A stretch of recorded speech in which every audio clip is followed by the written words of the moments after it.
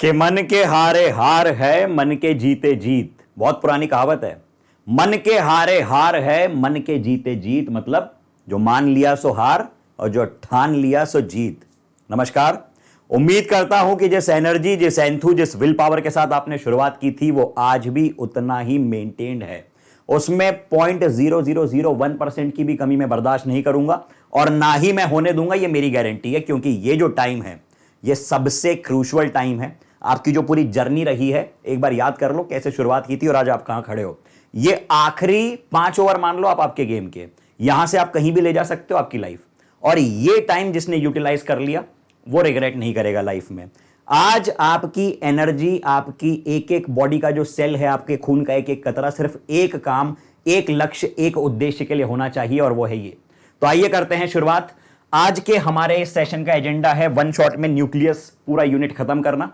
कोई भी deleted portion हमने इंक्लूड नहीं किया है। यह है आज का लेक्चर फ्लो जो कि बिल्कुल एनसीईआरटी के तरह से डिजाइन है। तो मुस्कुराइए, आप हैं फिजिक्स वाला में। तो करते हैं शुरुआत न्यूक्लियस की। तो भाई साहब, क्या है न्यूक्लियस? किन्होंने बताया था न्यूक्लियस के बारे में? क्या जानकारी मिली थी, कैसे मिली थी? रदरफोर्ड्स मॉडल याद करो, एटम पढ़ा अभी हमने कुछ समय पहले। वहां से हमको यह पता चला, क्या पता चला? वहां से हमको कुछ ऐसी जानकारी मिली कि जो न्यूक्लियस है, बेसिकली जो एटम है, उसके सेंटर पे एक बहुत ही डेंस मैटर है। अच्छा ठीक है, जिसको कि न्यूक्लियस कहते हैं। अब ये होता क्या है, इसके अंदर क्या होता है? इसके अंदर होते हैं प्रोटॉन और न्यूट्रॉन। अच्छा सर, और बाहर क्या है? ये बाहर इलेक्ट्रॉन्स भटक रहे हैं। बड़ी अच्छी बात है, क्विकली देखेंगे, बहुत ज्यादा डिटेल में अभी ये पुरानी बातों में जान ही रहे हम लोग। आप देखिए कि क्या बातें चल रही है। ये रहा न्यूक्लियस। न्यूक्लियस के अंदर आपने कहा क्या क्या है? यहां प्रोटॉन है और न्यूट्रॉन है। अब सवाल ये उठता है कि सर ये हैं कैसे, कैसे बैठे हुए हैं? हमको ये तो मालूम है कि दो प्रोटॉन्स अगर हैं तो उनके बीच में रिपल्सिव फोर्स होना चाहिए ना। लेकिन फिर भी आपने कैसे कैसे उनको आपने पास में लिया, कैसे आपने उनको जरा सी स्पेस में बाइंड कर दिया, ये कैसे संभव है? यही बातें करने वाले हैं, यही बातें समझेंगे हम लोग कि वो कौन सी शक्ति है जिसने प्रोटॉन्स को इतनी कम जगह में, कितनी स्पेस में, 10⁻⁻15 मीटर फर्मी की रेंज में, इतनी छोटी स्पेस में कई सारे प्रोटॉन्स को लाके बांध दिया, न्यूट्रॉन्स को भी इनके अंदर ढकेल दिया। कैसे संभव है ये बात समझने वाले हम लोग। दूसरी बात कि ये कैसे रिप्रेजेंट किया जाता है किसी एलिमेंट को। बेसिक बातें, क्विक रिकैप। क्या हम लोग ऐसे रिप्रेजेंट करते हैं? This is Z, this is A। तो ये क्या रिप्रेजेंट कर दिया आपने सर? क्या लिख दिया? ये Z क्या है? Z is the number of electrons. क्या होता है Z? किसका नंबर होता है? इलेक्ट्रॉन का। लपड़ पड़ेगा। Z is the number of proton, Z is the number of protons. और A क्या है? A is the number of protons plus neutrons, यानी नंबर ऑफ न्यूक्लियॉन्स। ओके, चलो बहुत बढ़िया। फिर उसके बाद सर आप बार बार बात कर रहे हैं प्रोटॉन की, आप बार बार बात कर रहे हैं न्यूट्रॉन की। तो प्रोटॉन, न्यूट्रॉन, इलेक्ट्रॉन, ये बेसिकली क्या है? क्या ये फंडामेंटल पार्टिकल्स हैं? क्या ये तीनों फंडामेंटल पार्टिकल्स हैं? अभी मैं एक रफ ओवरव्यू दे रहा हूं कि पूरे सेशन में क्या बातें होने वाली हैं, कौन सी इंपॉर्टेंट पॉइंट्स हैं। ये जो अभी मैंने आपसे पूछा है सवाल, आप इसका जवाब बताओ। क्या प्रोटॉन, न्यूट्रॉन, इलेक्ट्रॉन ये तीनों फंडामेंटल पार्टिकल है, या सिर्फ प्रोटॉन या सिर्फ इलेक्ट्रॉन है? क्या कह रहे हो आप लोग? कभी किसी ने पूछ लिया तो आपसे, कोई भी पूछ सकता है। तो जवाब क्या है? जवाब यह है कि सिर्फ और सिर्फ इनमें से इलेक्ट्रॉन ही फंडामेंटल पार्टिकल है। Proton and neutron are not fundamental particles, they are not fundamental particles. अच्छा, ऐसा क्यों? ऐसा इसलिए क्योंकि फंडामेंटल पार्टिकल की डेफिनेशन क्या होती है? डेफिनेशन ये होती है कि वो फर्दर डिविजिबल नहीं होना चाहिए। लेकिन थ्योरी ने हमको क्या बताया, मॉडर्न थ्योरी ने, कि ये जो है ये क्वार्क से मिलके बने हुए हैं। तो कौन होते हैं फंडामेंटल पार्टिकल? अगर मैं एक साइड में लिख दूं तो फंडामेंटल पार्टिकल्स में कल को कोई आपसे पूछ ले, किसी एमसीक्यू में आ जाए, तो आपको बताना आना चाहिए क्या क्या होते हैं। क्वार्क होते हैं। अच्छा ठीक है। इलेक्ट्रॉन भी है, बिल्कुल है। फिर पॉजिट्रॉन होता है, और क्या होता है? न्यूट्रिनो होता है। न्यूट्रिनो, एंटी न्यूट्रिनो होता है। ये सारे होते हैं फंडामेंटल पार्टिकल्स। ठीक है, चलिए तो आते हैं अब डिस्कशन पे कंपोजिशन ऑफ न्यूक्लियस के। ओके, अब हम लोग शुरुआत कर रहे हैं चैप्टर की। ठीक है, अब सुनिए कि आपने क्या कहा। आपने ये कहा कि भाई साहब जो न्यूक्लियस है उसके अंदर प्रोटॉन भी है और न्यूट्रॉन भी है। अच्छा ठीक है, प्रोटॉन क्या है? प्रोटॉन पॉजिटिवली चार्ज्ड पार्टिकल है। कितना मास होता है उसका, कितना चार्ज होता है? सर चार्ज तो उसका इलेक्ट्रॉन के बराबर ही होता है, बस पॉजिटिव होता है। कितना लिख देते हैं हम लोग चार्ज इसका? 1.6 इंटू 10⁻⁻⁻19 कूलम। चलो बहुत ही शानदार, मजा आ गया। इतना चार्ज होता है। मास कितना होता है याद होना चाहिए, ये लिख दिया हम लोगों ने मास 1.626 इंटू 10⁻⁻27 kg। प्रोटॉन भारी या न्यूट्रॉन भारी? न्यूट्रॉन स्लाइटली भारी होता है। कितना मास है उसका? ये है न्यूट्रॉन का mass. Okay, this is slightly greater than the proton. अच्छा सर, ये डिस्कवर किसने किया था? न्यूट्रॉन डिस्कवर किया था चैडविक भाई साहब ने। बेसिक जानकारी है, 1932 में, पता होना चाहिए हमको। अब ये रहते हैं साथ साथ में एक न्यूक्लियस के अंदर। प्रोटॉन और न्यूट्रॉन हम साथ साथ हैं। वो हम साथ साथ कैसे हैं आइए समझेंगे हम लोग। देखिए अब कुछ इंपॉर्टेंट टर्म्स हम लोग क्विकली डिस्कस कर रहे हैं। न्यूक्लियॉन, न्यूक्लियॉन किसको कहते हैं? प्रोटॉन प्लस न्यूट्रॉन को हम कहते हैं न्यूक्लियॉन। ओके ठीक है, यही तो रहते हैं इसके अंदर, प्रोटॉन प्लस न्यूट्रॉन बराबर न्यूक्लियॉन। अच्छा। एटॉमिक नंबर जिसको क्या आप जेड कहते हैं, नंबर ऑफ प्रोटॉन्स, अभी चर्चा की। ठीक है, कई बच्चे बोल रहे थे नंबर ऑफ इलेक्ट्रॉन नहीं है। अरे क्या बात कर रहे हो? The number of protons in the nucleus are called the atomic number and denoted by Z. Okay sir, ठीक है, मजा आ गया। मास नंबर क्या होता है? मास नंबर होता है total number of the elements that are present inside the nucleus, जिसको कि हम क्या कहते हैं? Nucleons. That means number of proton plus neutron. ठीक, ए से डिनोट करते हैं मास नंबर। अब बात करते हैं न्यूक्लियर मास की। तो क्या है न्यूक्लियर मास? यही तो है nuclear mass, the mass of proton plus neutron. चलो ठीक है सर, आप किसी भी एलिमेंट को, किसी भी न्यूक्लियाइड को, किसी भी स्पीशीज को कैसे डिनोट करेंगे बेटा? हम ऐसे डिनोट करेंगे, XZA। Okay, XZA। Z क्या है आपको मालूम है? Z क्या है आपको मालूम है? एटॉमिक नंबर है। A क्या है आपको मालूम है? मास है ये। ठीक है, mass number. Okay, let's take the discussion ahead. Fundamental quantities क्या है ये? Isotopes, isobars, isotones. केमिस्ट्री में भी आप लोग पढ़ते हैं, क्विक रिकैप करवाता हूं, इस पे बेस सवाल आते हैं। ठीक है, तो सबसे पहले देखिए आइसोटोप की बात करें। अब यार देखो, याद रखने वाली बात है। मैंने कैसे याद रखा है? ऐसे एलिमेंट्स जिनकी टोपियां अलग अलग होती हैं। टोपी, आइसोटोप आ रहा है, टोप अलग अलग, टोपियां अलग अलग। कैसे भैया? ये देख लो इधर, अगर आपने लिख दिया 1H1, अगर आपने यहां लिख देता हूं, यहां ये लिख देते हैं 1H1, हाईलाइट कर देते हैं 1H1 और 1H2 और 1H3, प्रोटियम, ड्यूट्रियम और ट्रेटियम। इनकी बात अगर आप करें तो टोपियां तीनों की देख लो अलग अलग हैं। टोपियां तीनों की अलग अलग है। सर थोड़ा सा साइंटिफिक वे में बताओ, कैसे आप लेमन लैंग्वेज में बता रहे हो? तो याद ऐसे ही रखा जाता है यार। देखो, तो ये टोपियां तीनों की अलग अलग, मतलब क्या? तीनों के लिए ए डिफरेंट, जेड सेम। जैसे अच्छा लगे याद रख लो, मुझे कोई दिक्कत नहीं है, आपके ऊपर ही है। दूसरी बात, आइसोबार्स की अगर बात करें, अब सीधी बात है, उनकी टोपियां अलग अलग थी तो इनके जो बेस है वो अलग अलग होंगे, है ना? बी फॉर बार आ रहा है, बी फॉर बेस आ रहा है, तो बेस इनके अलग अलग, मतलब ए सेम है और जेड अलग अलग है। एग्जाम्पल भी बता दो सर, ये देख लो 1H3 2He3। अच्छा, ठीक है, ये चित्र इनके बना दिए, देख लीजिए यहाँ पे देख लीजिए, चर्चा देख लीजिए। क्या लिखा हम लोगों ने? ए डिफरेंट जेड सेम किसके लिए? आइसोटोप के लिए। ए सेम जेड डिफरेंट किसके लिए? आइसोबार के लिए। एग्जाम्पल्स आपके सामने हैं।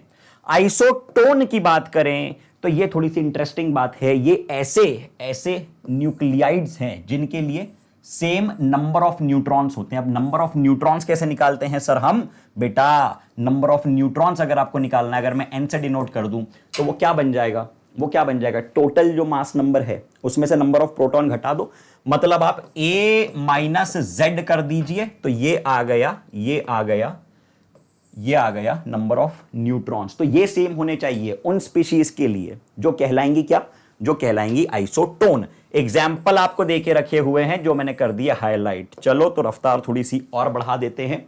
अब देखिए isomers elements, let's say the nuclei with same atomic number and the same mass number but existing in different energy states. A भी सेम है, जेड भी सेम है, लेकिन अलग अलग एनर्जी स्टेट में एग्जिस्ट कर रही हैं। ये कहलाएंगी क्या? ये कहलाएंगी आइसोमर्स। ठीक, आओ बातों को बढ़ाते हैं आगे। अब एक इंपॉर्टेंट यूनिट आपके सामने आ रही है मास मेजरमेंट की।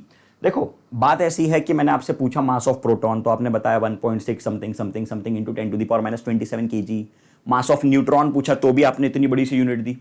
मैंने बोला यार इतने बड़े बड़े आप जो है लंबे इतने आंसर्स मत दो, हमको थोड़ा सा एक कंसाइज वे में बताओ ताकि कैलकुलेशंस में आसानी हो, सहूलियत हो थोड़ी, है ना? समझते हो ना, हमारी लाइफ जो है हम आसान बनाना चाहते हैं। तो हमने क्या बोला?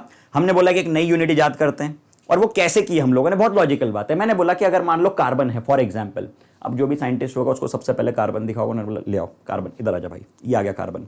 कितने कॉन्स्टिट्यूएंट है भैया तुम्हारे अंदर? कार्बन ने बोला सर 12। अच्छा, तो तुम्हारा मास कितना है? मेरा मास इतने इतने ग्राम है, डिवाइड बाय 12 कर दो, तो एक कॉन्स्टिट्यूएंट का मास मिल गया, उसको बोल दिया 1 AMU। समझ रहे हो क्या बोला मैंने? कार्बन ले लिया, कार्बन का आपने वेट कर लिया, आपने उसका मेजरमेंट कर लिया, कितने कॉन्स्टिट्यूएंट है पता है आपको? 12 है, डिवाइड बाय 12 कर दो। तो यहां से एक गंदी सी डेफिनेशन आ गई जो एनसीईआरटी में दी रहती है, बच्चे पढ़ के बोर हो जाते हैं। ये लॉजिक ध्यान रखोगे, शब्द देखो आप कैसे बिल्कुल फ्लो करेंगे। आओ जरा समझते हैं वर्ड्स को। क्या लिखा हुआ है? The mass of carbon C12 atom that's this much which is very small, not convenient unit for expressing the mass of atoms. बड़ी अच्छी बात है। सो AMU इज डिफाइंड एज, कैसे डिफाइन किया जाता है? मास of carbon C12 atom equals to 12 atomic mass units. That means 1 atomic mass unit is equal to 1/12 the mass of a carbon C12 atom. Okay. और जब आप इसको कैलकुलेट करते हैं तो 1 AMU की वैल्यू कितनी आती है? सर जी 1 AMU की वैल्यू कुछ इतनी आती है, जिसको हमने कर दिया यहां पे हाईलाइट, स्टार बना दिया। याद होनी चाहिए बेसिक बेसिक बातें, और उम्मीद करता हूं कि याद होंगी आप लोगों को। कितनी बार तो केमिस्ट्री में भी पढ़ा ही होगा ना, नहीं भी पढ़ा तो टेंशन लेने वाली बात नहीं, अब याद रख लो। चलो let's take the discussion ahead. तो हमने ये कहा कि भाई साहब जो 1 AMU है वो इतने इतने केजीज के बराबर है, 1.6605। इतना भी याद रखोगे तो भी आपके न्यूमेरिकल्स में काम हो जाएगा, इंटू 10⁻⁻27 kg। ठीक है। इलेक्ट्रॉन वोल्ट की बात करें, इलेक्ट्रॉन वोल्ट काफी डिस्कशन में, काफी डिटेल में हम समझ चुके थे कि एक इलेक्ट्रॉन को 1 वोल्ट के पोटेंशियल से जब एक्साइट किया जाता है तो कितनी एनर्जी गेन कर लेता है? वो 1 EV एनर्जी गेन कर लेता है। E की वैल्यू कितनी होती है? E की वैल्यू होती है 1.602 इंटू 10⁻⁻19 कूलम, है ना, चार्ज उसका मालूम है हमको। तो कितनी करस्पॉन्डिंगली कितनी एनर्जी दे देगा ये 1 EV आपको इतनी इतनी एनर्जी दे देगा। अच्छा, अब सर मिलियन इलेक्ट्रॉन वोल्ट क्या होता है? मिलियन मतलब होता है 10⁻6, 10 लाख। ठीक है। सो 1 MEV दैट इज 10⁻6 EV। याद रखना है बात बस। तो आप लोग इसको इस तरह से भी रिप्रेजेंट कर सकते हो, 1 MEV, और जूल में एक रिलेशन लिख दिया है, रटने वाली बात नहीं है, सिर्फ याद रखो 1 MEV क्या होता है? 10⁻6 EV। ठीक है। M मतलब मिलियन, 10⁻6, बस बात खत्म। आइए अब relation between AMU and MEV। अब ये काम की बात है गुरु, ये बहुत काम की बात है। कहां से आ रही है इस पर मैं चर्चा करूंगा सेपरेटली। देखिए अगर हम लोग बात करें आइंस्टीन्स मास एनर्जी इक्विवेलेंस की, समझना आप बात को, तो सर जी ने हमको क्या बताया, आइंस्टीन साहब ने, उन्होंने ये बताया कि अभी तक जो है ना प्राणियों, इंसानों, तुम अभी तक एक ही तरह की एनर्जी समझ रहे थे। कैसी? जो कि थी एक नेचर, क्या मालूम था हमको? लाइट का और हर चीज का सिर्फ वेव नेचर। उन्होंने ये बताया कि पार्टिकल के साथ भी एनर्जी लिंक्ड है। जो किस टर्म्स में पढ़ते हैं, किस इक्वेशन से पढ़ते हैं हम लोग? इस इक्वेशन से पढ़ते हैं, mass energy equivalence, E equals to delta M C square. अच्छा, अब देखना फील आएगी, E equals to delta M C square. अब मान लो कि मैं आपसे एक बहुत छोटी सी बात पूछूं कि आपका वेट कितना है? आपका वेट है 60 kg। फॉर एग्जाम्पल आपका वेट अगर 60 kg है, 1 मिनट लूंगा इस पूरे डिस्कशन में क्योंकि इससे आपको फील आ जाएगी। ठीक है, कोई फर्क नहीं पड़ता जीवन में, 1 मिनट में अगर कुछ बहुत अच्छा हो रहा है तो इन्वेस्ट करना चाहिए। तो ये 60 kg, और C बताओ जरा कितना है? दिस इज 3 इंटू 10⁸ मीटर पर सेकेंड। अच्छा, तो यहाँ पे 60 kg, इससे मल्टीप्लाई करो जरा, कितना होता है? 60 इंटू 9 इंटू 10⁻² है ना, यहाँ पे 10⁻16। 9 6 कितना? 9 6 कितना हो जाता है? 6 9 54। तो ये बन गया 540 इंटू 10⁻16 जूल। मतलब आप जो हो ना, आपके पास इतनी एनर्जी और आपको रियलाइजेशन नहीं है। सोचो एक बार कि आपके पास कितनी एनर्जी और आप उसका क्या कर रहे हो। आपके पास इतनी एनर्जी है कि आप पूरी इस धरती को हिला दो। एक जो एटम बॉम्ब होता है, ठीक है, उससे कई गुना ज्यादा एनर्जी आपके पास ऑलरेडी है। मतलब तुम अपने आप में परमाणु बम हो। ठीक है, लेकिन जिस दिन आपको इसका रियलाइजेशन हो जाएगा उस दिन आपका काम बन जाएगा। उस दिन आपको जो है किसी एक्सटर्नल मोटिवेशन की जरूरत नहीं पड़ेगी। आपको खुद की अपनी शक्तियों का एहसास हो जाएगा। अपनी शक्तियों का फिर तुम सही इस्तेमाल करोगे। ठीक है, चलो, तो anyways 1 AMU equals to 931 MeV। 9.31 या 931 होना चाहिए। ठीक है, 931 MeV। ओके, ये वैल्यू आपको याद रखनी है। अब इसको हम करेंगे यूज, बहुत फ्रीक्वेंटली यूज होने वाली है ये। चलिए न्यूक्लियर साइज की अगर बात करें, न्यूक्लियर साइज की अगर बात करें, मान लीजिए ये एक न्यूक्लियस है, ओके ठीक है, बड़ी अच्छी बात है, और ये इसका रेडियस है आर, है ना। तो बात कुछ ऐसी है कि अगर ए ज्यादा होगा, ए समझते हो ना, मास इसका टोटल न्यूक्लियर मास, अगर वो ज्यादा हुआ तो डेफिनेटली साइज भी ज्यादा होना चाहिए, ये चर्चा चल रही है, ये होता है न्यूक्लियस। आपने ये कहा, क्या कहा आपने, सर हम लोग ये कह रहे हैं कि जितना ज्यादा उसका मास होगा उतना ज्यादा उसका वॉल्यूम होना चाहिए, that means volume is proportional to A. बिल्कुल बिल्कुल कोई दिक्कत नहीं है इसमें।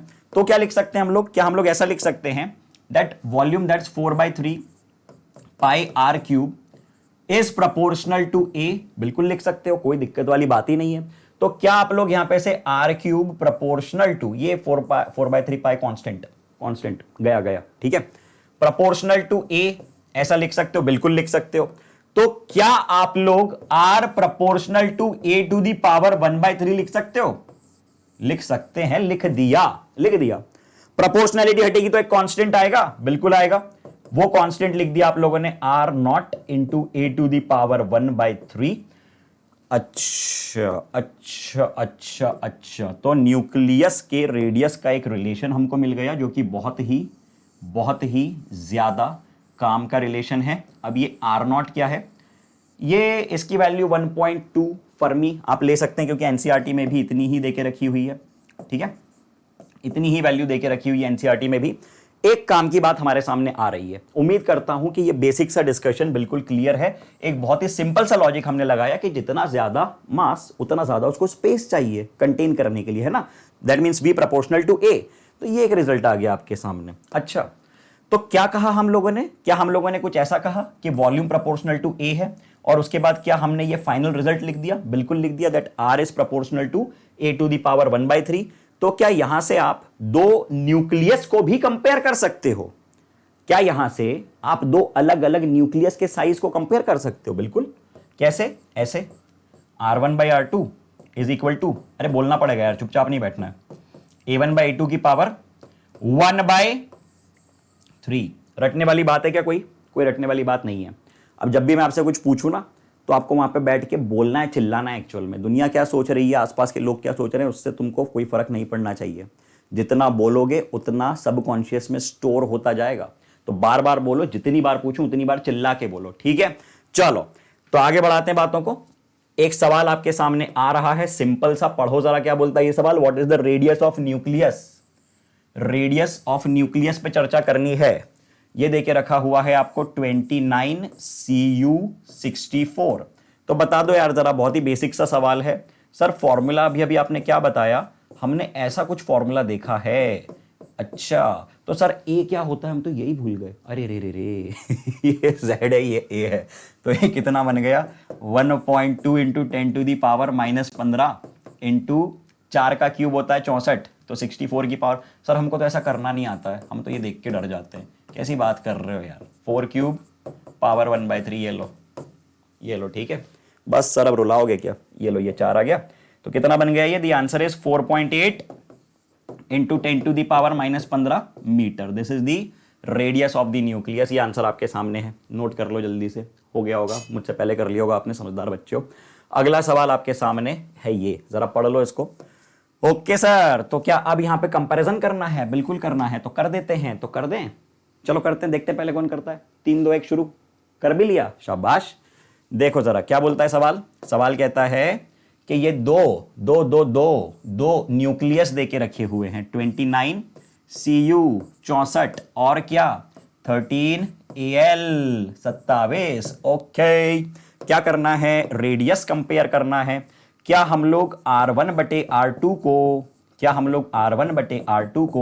A1/A2 टू दी पावर 1/3 ऐसा लिख सकते हैं? लिख दिया। So what are we getting? Are we getting R1 divided by R2 equals to 64/27 की पावर 1/। अब काटने मत बैठ जाना इनको, कुछ समझदार लोग काट देंगे। 64/27 पता नहीं कैसे फ्रैक्शन में आ रहा है, उसकी पावर 1/3 कैसे कैलकुलेट करें? पागल बना रहे हो आप तो, ऐसे गंदे गंदे सवाल दे रहे हैं। रे 4/3 का क्यूब और ये पावर में 1/3, है ना। किसी का दिमाग ज्यादा तो नहीं चल गया कि काट दें 27 और 64 को? ये गया, ये आंसर क्या आ गया आपका? 4:3। आंसर कितना आ गया? 4:3। चलो एक घुट पानी पी लिया जाए। करो तब तक आप लोग, करो करो करो करो करो, हो गया होगा।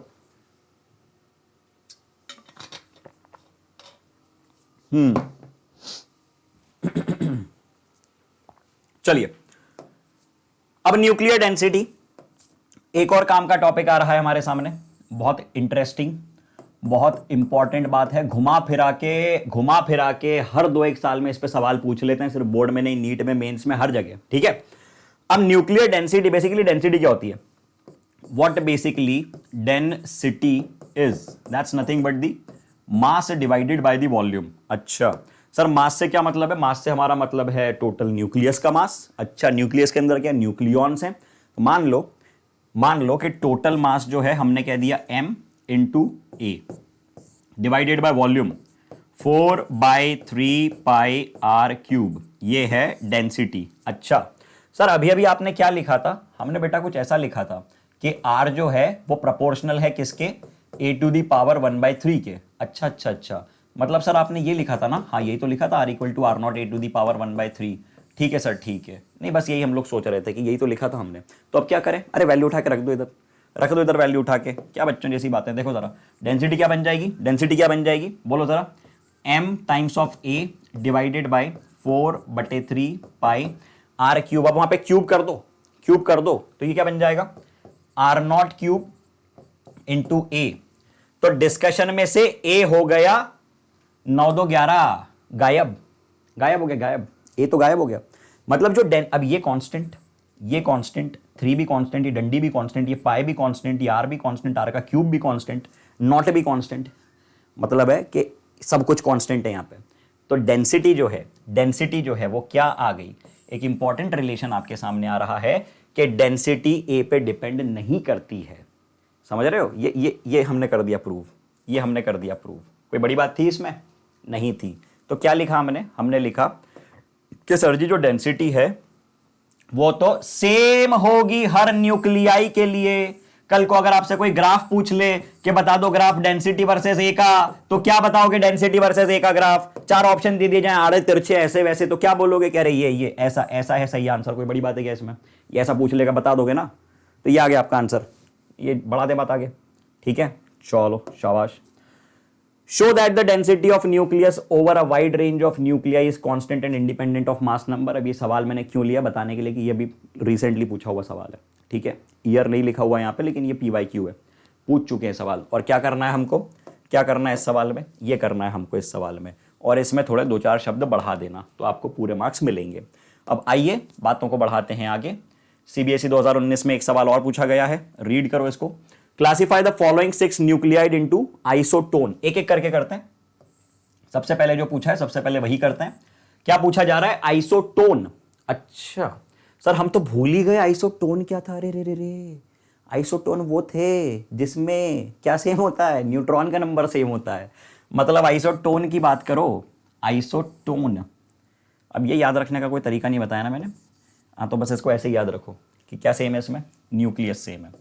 न्यूक्लियस क्या बोलो, न्यूट्रॉन सेम है। आइसोटोन्स, बड़ी अच्छी बात है। अब देखो, A-Z शुड बी सेम। अब देख के बता दो इनमें से कौन ऐसा दिख रहा है जिसके लिए A-Z सेम हो। अब अगर हम लोग नजर डालें इधर और नजर डालें किधर, इधर। ओके, देखो जरा, ये मैंने लिख दिया 80 HJ198 और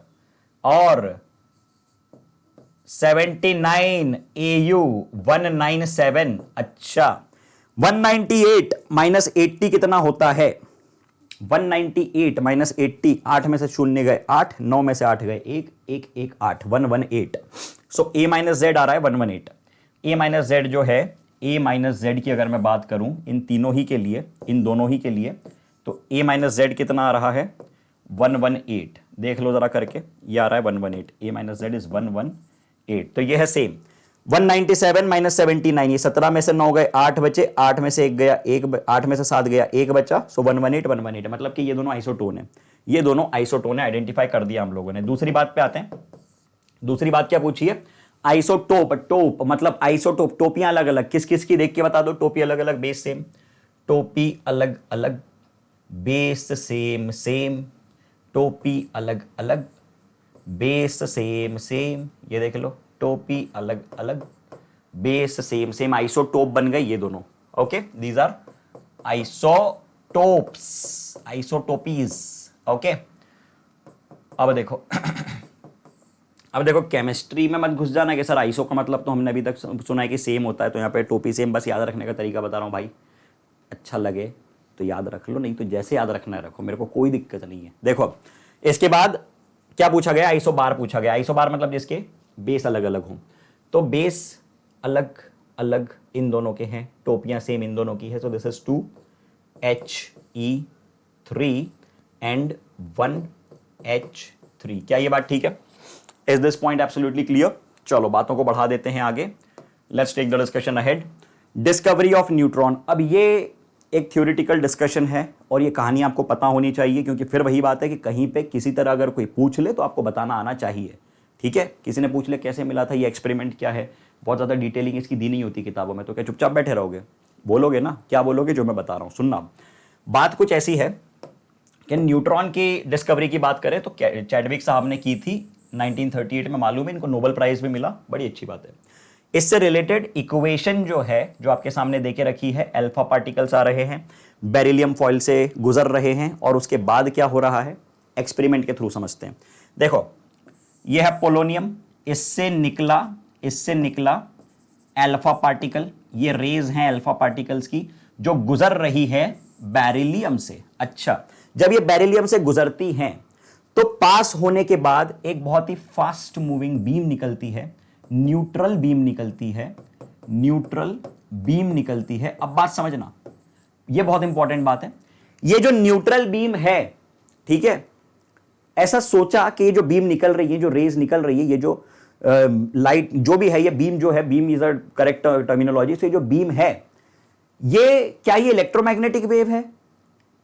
और ये पता कैसे चला कि इलेक्ट्रोमैग्नेटिक वेव है या नहीं है? जब ये आगे गया और वैक्स से टकराया, ये इधर पैराफिन स्लैब है ना, ये वैक्स है, wax, this is wax, WAX, paraffin wax.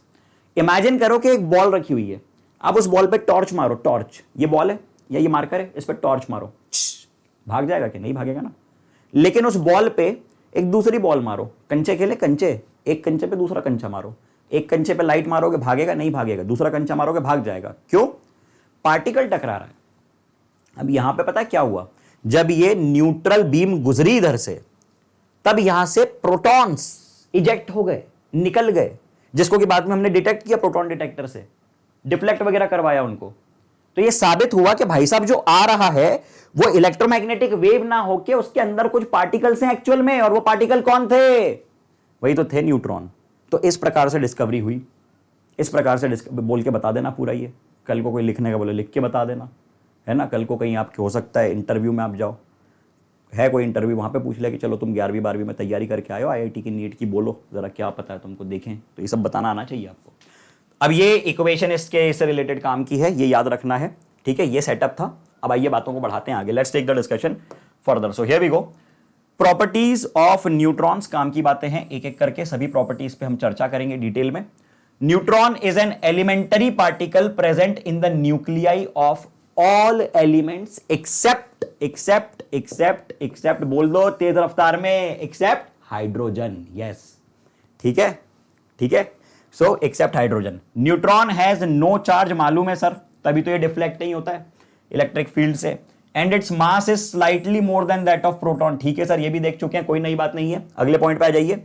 Being neutral they do not interact with electrons, मतलब कि इनका कोई आयोनाइजेशन इफेक्ट नहीं है, ये इलेक्ट्रॉन को अपनी तरफ खींच या अपने से दूर नहीं भेज सकता। ठीक है, तो हमने क्या बोला कि they are neutral, so neutrons have very very very very low ionisation powers. ठीक, being neutral, neutrons are not repelled और not attracted by the nucleus and the electrons of an atom. काम की बात है, सारी काम की बात है, बेसिक फंडे हैं, बेसिक कॉन्सेप्ट्स हैं। ठीक, इसलिए मैंने जो काम की बात है सब हाईलाइट कर दी। नोट्स एज इट इज आपको मिल जाएंगे ऐप पे। मैं चाहूंगा कि अभी आप लिखने में समय बर्बाद ना करें, बस दिमाग खोल के रखें और सुनते चलो। समझते चले बातों को, ठीक है। पूरे नोट्स एज इट इज आपको मिल जाएंगे, इतनी मेहनत से मैंने जो बनाए हैं, आप लोग सिर्फ इसको एंजॉय करो। अब देखो, दे induce radio activity in many elements. अब ये रेडियो एक्टिविटी क्या होती है, क्यों होती है, समझेंगे डिटेल में, ठीक। अब देखिए, न्यूक्लियर फोर्स एक बहुत ही लॉजिकल डिस्कशन, एक बहुत ही काम का डिस्कशन। जो सबसे पहला सवाल मैंने आपसे पूछा था, जहां से बातें शुरू हुई थी, रदरफोर्ड साहब के एक्सपेरिमेंट की हमने बात की, पता चला कि एटम के सेंटर पे जो है बहुत डेंस मास है, जिसको कि न्यूक्लियस कहते हैं, उसके अंदर प्रोटॉन्स और न्यूट्रॉन्स हैं, जिनको न्यूक्लियॉन्स कहते हैं। फिर सवाल क्या पूछा था मैंने कि टिके कैसे हुए, हम साथ साथ हैं तो हैं कैसे, आखिर वो कौन सा इतना घनिष्ठ प्रेम है जिसके कारण ये टिके हुए, नेगेटिव नेचर मतलब रिपल्सिव नेचर होते हुए भी।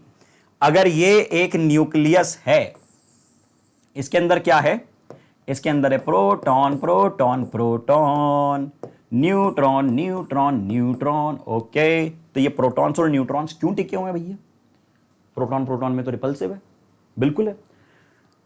अच्छा, मतलब यहां कोई दूसरे प्रकार का फोर्स एक्ट कर रहा है जो इनको बांधे हुए, और वो जो फोर्स है वो कहलाता है न्यूक्लियर फोर्स। अब न्यूक्लियर फोर्स की अगर हम बात करें कुछ प्रॉपर्टीज की, तो क्या, सबसे पहली बात तो ये स्ट्रॉन्ग या let's say strongest, one of the strongest forces in nature है, strongest in nature, strongest in nature, बहुत बढ़िया।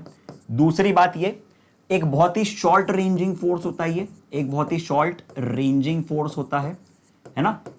शॉर्ट रेंजिंग फोर्स है मतलब एक न्यूक्लियस का जो साइज होता है ना, वो अपने आप में होता है 10⁻⁻15 मीटर, लेकिन इसकी अगर मैं रेंज की बात करूं तो ये 2-3, इसको हम लोग कहते हैं फर्मी, ठीक है, this is basically Fermi.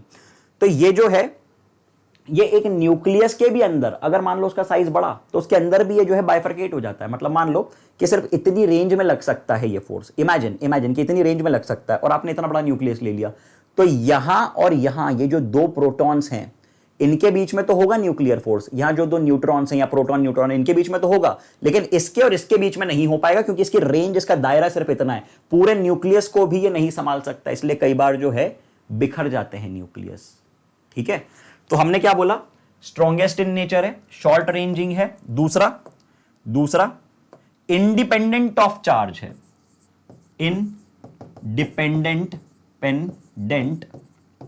Of charge, मतलब ये जो है, ये प्रोटॉन प्रोटॉन के बीच में भी लगेगा, प्रोटॉन न्यूट्रॉन के बीच में भी लगेगा, और न्यूट्रॉन न्यूट्रॉन के बीच में भी लगेगा, ओके, और सेम अमाउंट से लगेगा, बिल्कुल। इसके बाद अगर हम कंपैरिजन करें ग्रेविटेशनल फोर्स, इलेक्ट्रोस्टैटिक फोर्स और न्यूक्लियर फोर्स को, तो इसका एक रफ एस्टिमेशन मैं आपको बताऊं, तो अगर ग्रेविटेशनल फोर्स मान लीजिए 1 यूनिट है, तो ये इलेक्ट्रोस्टैटिक फोर्स उससे होता है 10⁻36 टाइम्स स्ट्रॉन्गर, 10⁻36 टाइम्स स्ट्रॉन्गर, और न्यूक्लियर फोर्स इससे भी ज्यादा अधिक 10⁻38 टाइम्स स्ट्रॉन्गर होता है, ठीक है।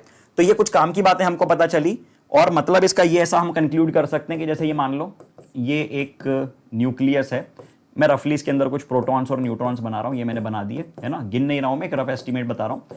तो मान लो कि ये इतने हिस्से में ये रेंज है न्यूक्लियर फोर्स की, तो यहां इसके इस दायरे में जितने भी प्रोटॉन्स और न्यूट्रॉन्स आ रहे हैं उनके बीच में न्यूक्लियर फोर्स लगेगा, लेकिन इसका इस पे कोई इंफ्लुएंस नहीं है, इसका इस पे कोई इंफ्लुएंस नहीं है, इसके लिए अलग दायरा बन जाएगा, इसके लिए अलग एक रेडियस बन जाएगा, ठीक है।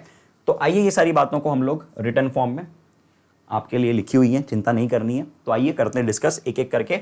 सबसे पहले हमने क्या कहा, हमने ये कहा कि भाई साहब ये जो है स्ट्रॉन्गेस्ट इन नेचर है, बहुत बढ़िया। शॉर्ट रेंजिंग फोर्स है, ये भी डिस्कस कर लिया कि थोड़ी ही दूरी के साथ ये जो है खत्म हो जाता है। Variation with distance, definitely yes. Charge independent, proton proton proton, neutron neutron neutron के बीच में भी लगेगा।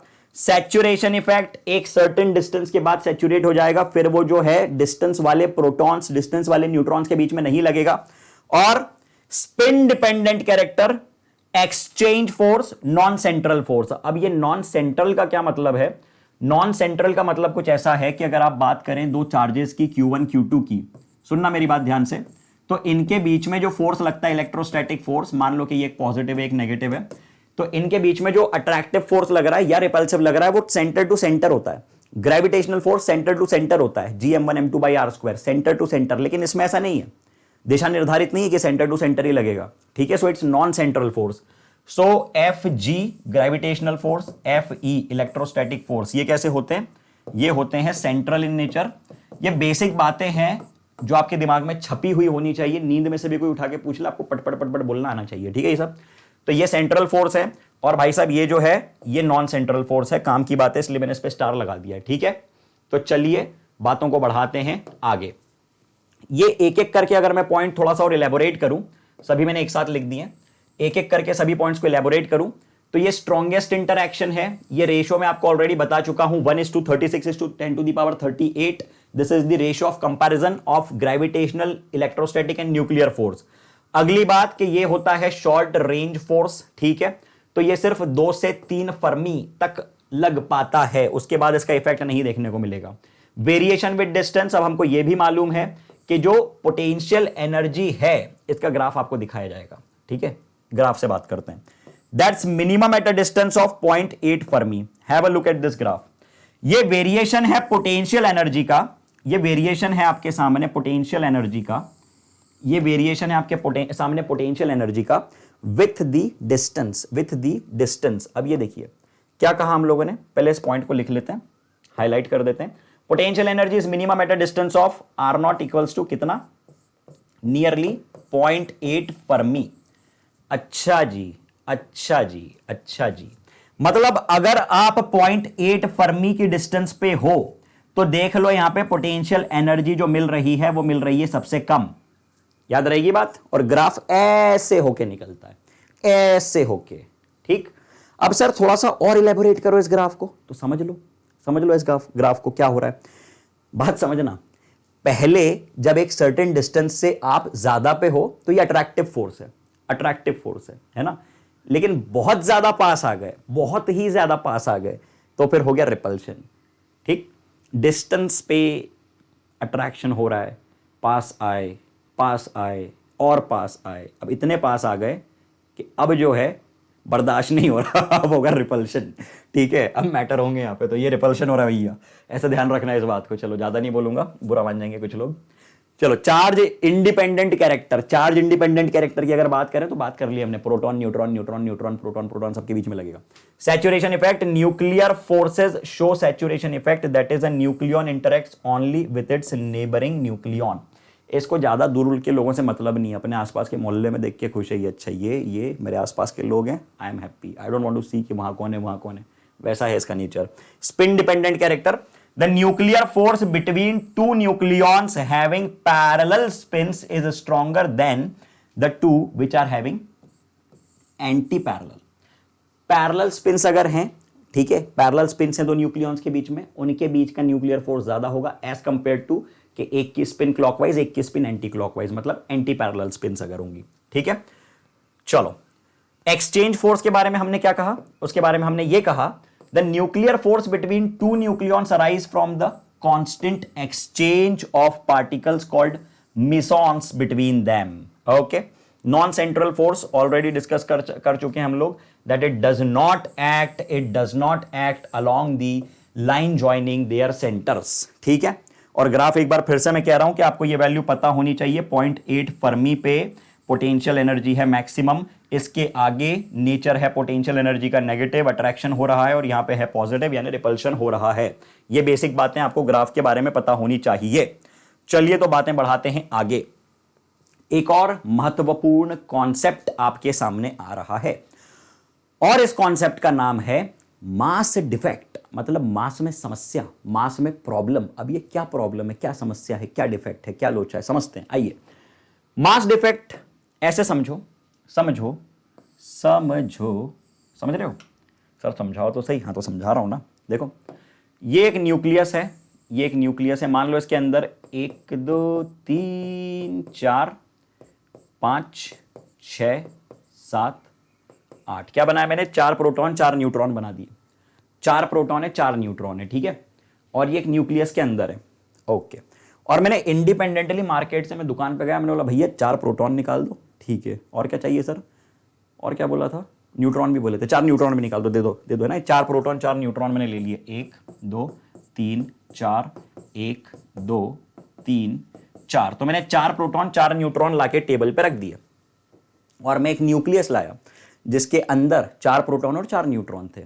अब सोच के तो ये लगा कि ये 4 प्रोटॉन 4 न्यूट्रॉन अलग अलग में रख दूं एक टेबल पे, या तो ये 4 प्रोटॉन 4 न्यूट्रॉन का सेट ले लूं जिसको कि न्यूक्लियस कहते हैं।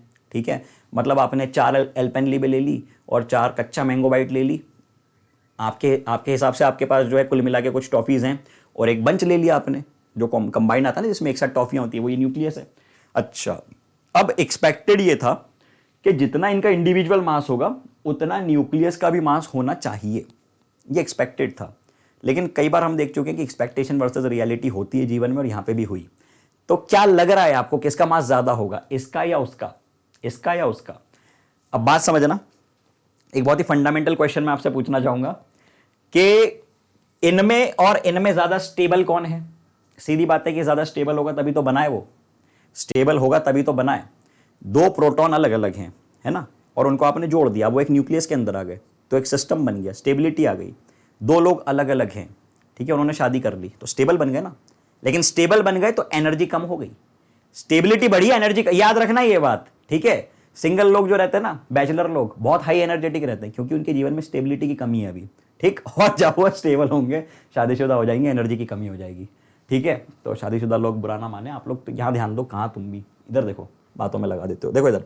तो ये न्यूक्लियस है डेफिनेटली, ये सिस्टम 1, ये सिस्टम 2, तो energy of this system, energy of this system number 1 is greater than the energy of 2। अच्छा, sorry, stability of system number 1, stability of system number 1, stability of 1 is greater then stability of system number 2। चलो ठीक है, बड़ी अच्छी बात है कि 1 की स्टेबिलिटी जो है वो 2 से ज्यादा है। 1 और 2 को अगर हम कंपेयर करें तो ये बात हमको मालूम चली इनके बारे में। इसका मतलब energy of 1 is lesser than the energy of 2। अच्छा, चलो ये बात भी मालूम चल गई कि 1 की एनर्जी जो है वो 2 की एनर्जी से कम है। अब एनर्जी कम किस फॉर्म में हुई है? हमको ये भी मालूम है कि जो एनर्जी होती है मास एनर्जी इक्विवेलेंस से हम लोग कुछ इस प्रकार से लिख सकते हैं। अच्छा, तो जो एनर्जी निकली है वो किस फॉर्म में निकली है? वो मास डिफेक्ट के फॉर्म में निकली है। मतलब सिस्टम नंबर 1 की एनर्जी जो कम है वो बेसिकली कुछ मास रिड्यूस हुआ है सिस्टम से। ये जो अलग अलग थे ना और जो एक बन गए, तो अब बताओ कि किसका मास ज्यादा होना चाहिए? जिसकी क्या ज्यादा है? जिसकी एनर्जी कम है, वो मास रिलीज कर चुका है। मतलब जो सिस्टम नंबर 2 है, energy of 2 is greater than energy of 1, that is mass of 2 is greater than mass of 1। सीधी सी बात है। और ये जो डिफरेंस आ रहा है थ्योरेटिकल मास में और एक्सपेरिमेंटल मास में, कि आपने सोचा कि अच्छा हमने 4 अलग अलग प्रोटॉन ले लिए, 4 अलग अलग न्यूट्रॉन ले लिए, तो ये सेम होने चाहिए, लेकिन उनका मास ज्यादा था as compare to the mass of nucleus. ठीक है, तो अगर मैं एक लाइन में बताऊं पूरी कहानी, तो ये इंडिविजुअल पार्टिकल्स हैं, प्रोटॉन प्रोटॉन, न्यूट्रॉन न्यूट्रॉन, मान लो थोड़ी देर के लिए, है ना, इंडिविजुअल, और ये बन गया एक न्यूक्लियस जिसके अंदर प्रोटॉन न्यूट्रॉन न्यूट्रॉन है। तो यहां पे से एनर्जी हो गई रिलीज। क्यों रिलीज हो गई? मास के फॉर्म में, मतलब इसका मास उसके मास से ज्यादा है। ठीक, जो थ्योरेटिकल मास आपने सोचा वो ज्यादा है प्रैक्टिकल या कैलकुलेटेड मास से, और ये जो डिफरेंस है मासेस के बीच में, यही कहलाता है मास डिफेक्ट। और इसको हम क्या लिख सकते हैं? इसको हम बहुत ही सिंपल शब्दों में ये लिख सकते हैं कि क्या कहते हैं उसको, एक्सपेक्टेड मास माइनस कैलकुलेटेड मास। और एक्सपेक्टेड क्या है? टोटल नंबर ऑफ प्रोटॉन्स कितने हैं, Z है, into mass of proton, plus total number of neutrons कितने हैं, into mass of neutron, minus the actual mass of the nucleus, तो ये कहलाता है मास डिफेक्ट। क्या ये बात क्लियर है? बातें क्लियर है, चर्चा क्लियर है पूरी? I hope that this discussion is absolutely fine. हमने लिखा कि जो मास डिफेक्ट है, this is nothing but the expected mass या तो theoretical mass, expected mass minus the calculated mass. Calculated मतलब न्यूक्लियस का जो हमने एक्चुअली स्टोइकियोमेट्रिक मेथड से कैलकुलेट किया। ओके, तो आइए बातों को बढ़ाते हैं आगे। इसी बेसिस पे एक सवाल है आपके सामने। अब सवाल करने के पहले मैं एक बात फिर से आपको रिमाइंड करवाना चाहूंगा that 1 AMU is equal to how much? 931 MeV, 931 MeV। ये बात आपको याद रखनी है ना। अब पढ़ते हैं सवाल को। Neutron is absorbed by 3Li6 nucleus with the subsequent emission of an alpha particle. Okay, calculate the energy released in MEV in this reaction. Okay, बड़ी अच्छी बात है। तो आइए सबसे पहले तो रिएक्शन लिख दी जाए। सबसे पहले क्या लिख दी जाए? रिएक्शन लिख दी जाए। क्या रिएक्शन बोल रहा है ये? न्यूट्रॉन इज एब्सॉर्ब्ड, मतलब 10N1 एब्सॉर्ब करवाया आपने किस में? 3Li6 में। तो इससे क्या बन रहा है? इससे क्या बन रहा है? रिएक्शन कंप्लीट करो। इससे बन रहा है, ये बोल रहा है कि इससे निकल रहा है एक alpha particle. Okay okay okay, तो ये लिख दिया हम लोगों ने, ये लिख दिया हम लोगों ने अल्फा पार्टिकल 2He4। देखो बैलेंसिंग हुई है क्या? नहीं सर, बैलेंसिंग तो नहीं हुई। बैलेंसिंग तो अभी नहीं हुई, ना ए की ना जेड की। तो सिचुएशन में क्या आएगा यहां पे? ये आ गया आपका 1H3। ओके, क्लियर है ये बात? Plus certain amount of energy, plus certain amount of energy, जिसको मैंने लिख दिया Q। बहुत बढ़िया, बहुत बढ़िया। रिलीज होगी ना एनर्जी? बिल्कुल होगी। अब देखो, क्या आपको जानकारी देके रखी है हर एक एलिमेंट की? क्या आपको हर एक गिवन स्पीशीज की इंफॉर्मेशन देके रखी हुई है क्वेश्चन में? समझते हैं, बिल्कुल देके रखी है। अगर हम बात करें लिथियम की, तो ये देखिए इसकी जानकारी देके रखी, लिथियम की हाईलाइट कर देता हूं। लिथियम के लिए जानकारी देके रखी हुई है। ओके, अगर हम बात करें न्यूट्रॉन की, इसके लिए भी आपको इंफॉर्मेशन दी हुई है। अगर हम बात करें अल्फा पार्टिकल यानी हीलियम की, बिल्कुल देके रखी है। अगर हम बात करें ट्रिटियम की, ठीक है, हाइड्रोजन की, वो रहा आपका आइसोटोप, कितनी देके रखी है, इसके लिए भी इंफॉर्मेशन देके रखी हुई है। ठीक, निकालना क्या है? एनर्जी रिलीज निकालना है। तो एनर्जी रिलीज अगर हमको निकालना है, अगर हमको एनर्जी रिलीज निकालना है, ई बोल दो या तो क्यू बोल दो, जो अच्छा लगे बोलो, कोई फर्क नहीं पड़ता। क्या ये delta M times of C square है? बिल्कुल है। मतलब मैं डेल्टा एम कैलकुलेट कर लूंगा इन AMU और मल्टीप्लाई कर दूंगा 931 से, तो मेरा काम हो जाएगा। ठीक है, तो आइए कर ही लेते हैं कैलकुलेट। पहला सवाल है इसलिए A to Z पूरा कैलकुलेट करेंगे। आप भी करो, मैं भी कर रहा हूं। तो इनिशियल मास निकालो। तो सबसे पहले initial mass, mass of neutron कितना है? ये 1.0086654 AMU है ना। और मास ऑफ लिथियम कितना है? बोलना जरा, चुपचाप नहीं बैठना है, बोलना पड़ेगा। इसमें आप ऐड करोगे ना, कितना ऐड करोगे? 6.05126। ठीक है, ये लिख दिया। ऐड कर दो दोनों को, कितना बन जाता है ये? क्विक क्विक क्विक क्विक, ये बन गया 4, 5 और 6 11, ये बन गया 9, ये बन गया 7, ये बन गया 13, ये बन गया 2, ये बन गया 0, ये बन गया 7। तो 7.0237 समथिंग समथिंग समथिंग यू, ये आपके पास आ गया initial mass. This is the initial mass in front of you, this is the initial mass in front of you. अच्छा, फाइनल मास की अगर बात करें तो हीलियम और ये आपका जो आइसोटोप आया है ट्रिटियम, ट्रिटॉन, इन दोनों को ऐड अप कर दो। ट्रिटॉन लिखा हुआ है ना, ट्रिटॉन, तो इन दोनों को ऐड अप कर दो। कितना बन जाएगा ये फाइनल मास? यहीं लिख देता हूं मैं, इधर लिख देता हूं डायरेक्टली, ऐड अप करके डायरेक्टली ऐड अप कर देते हैं। ठीक है, ये बन जाएगा 1 2 3 4 5 6 7, 1 2 3 4 5। हाँ, तो ये डायरेक्टली हमारा बन जाएगा कितना?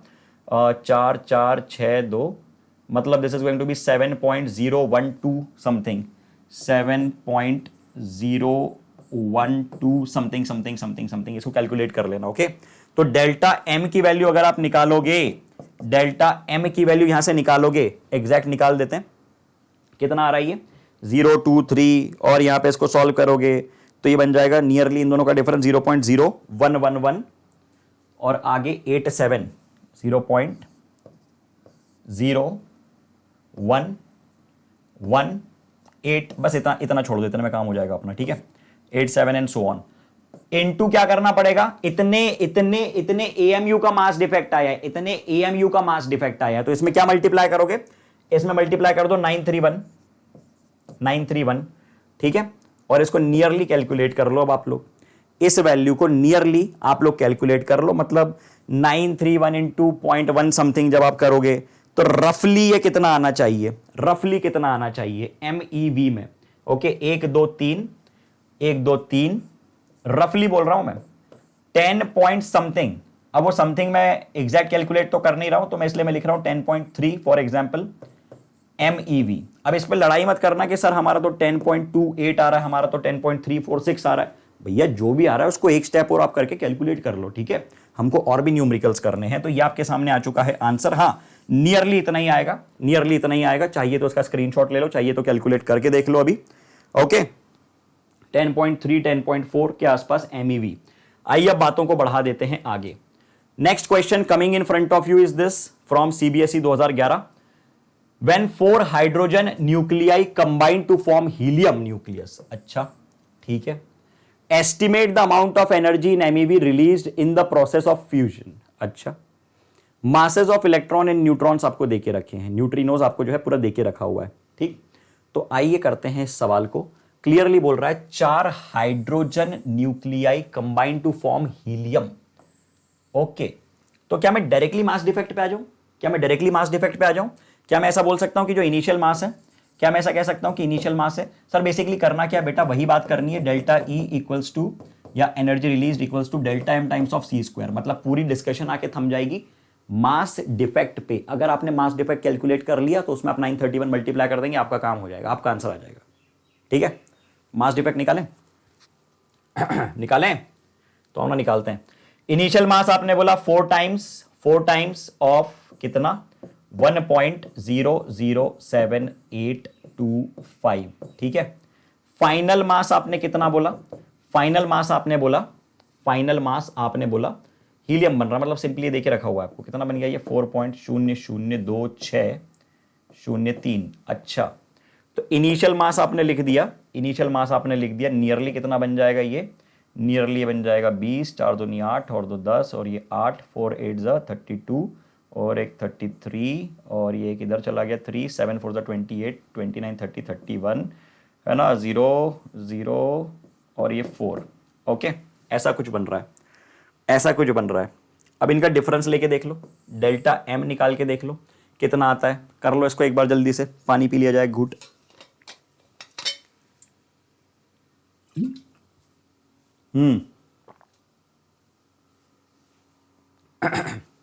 कर लो इसको कैलकुलेट, कितना आ रहा है?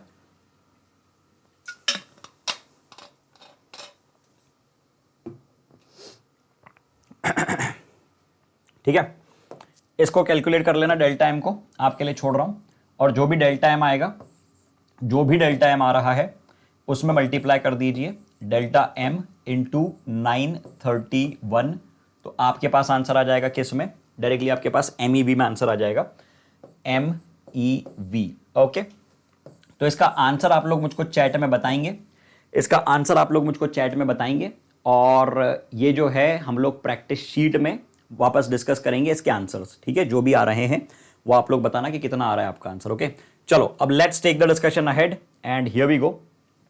The next question coming in front of you is this, so read the question what it says. क्या कहता है ये सवाल? Typical nuclear reaction 1H2 2He3 plus जो है आपका neutron plus energy, although the number of nucleons is conserved yet energy is released. How?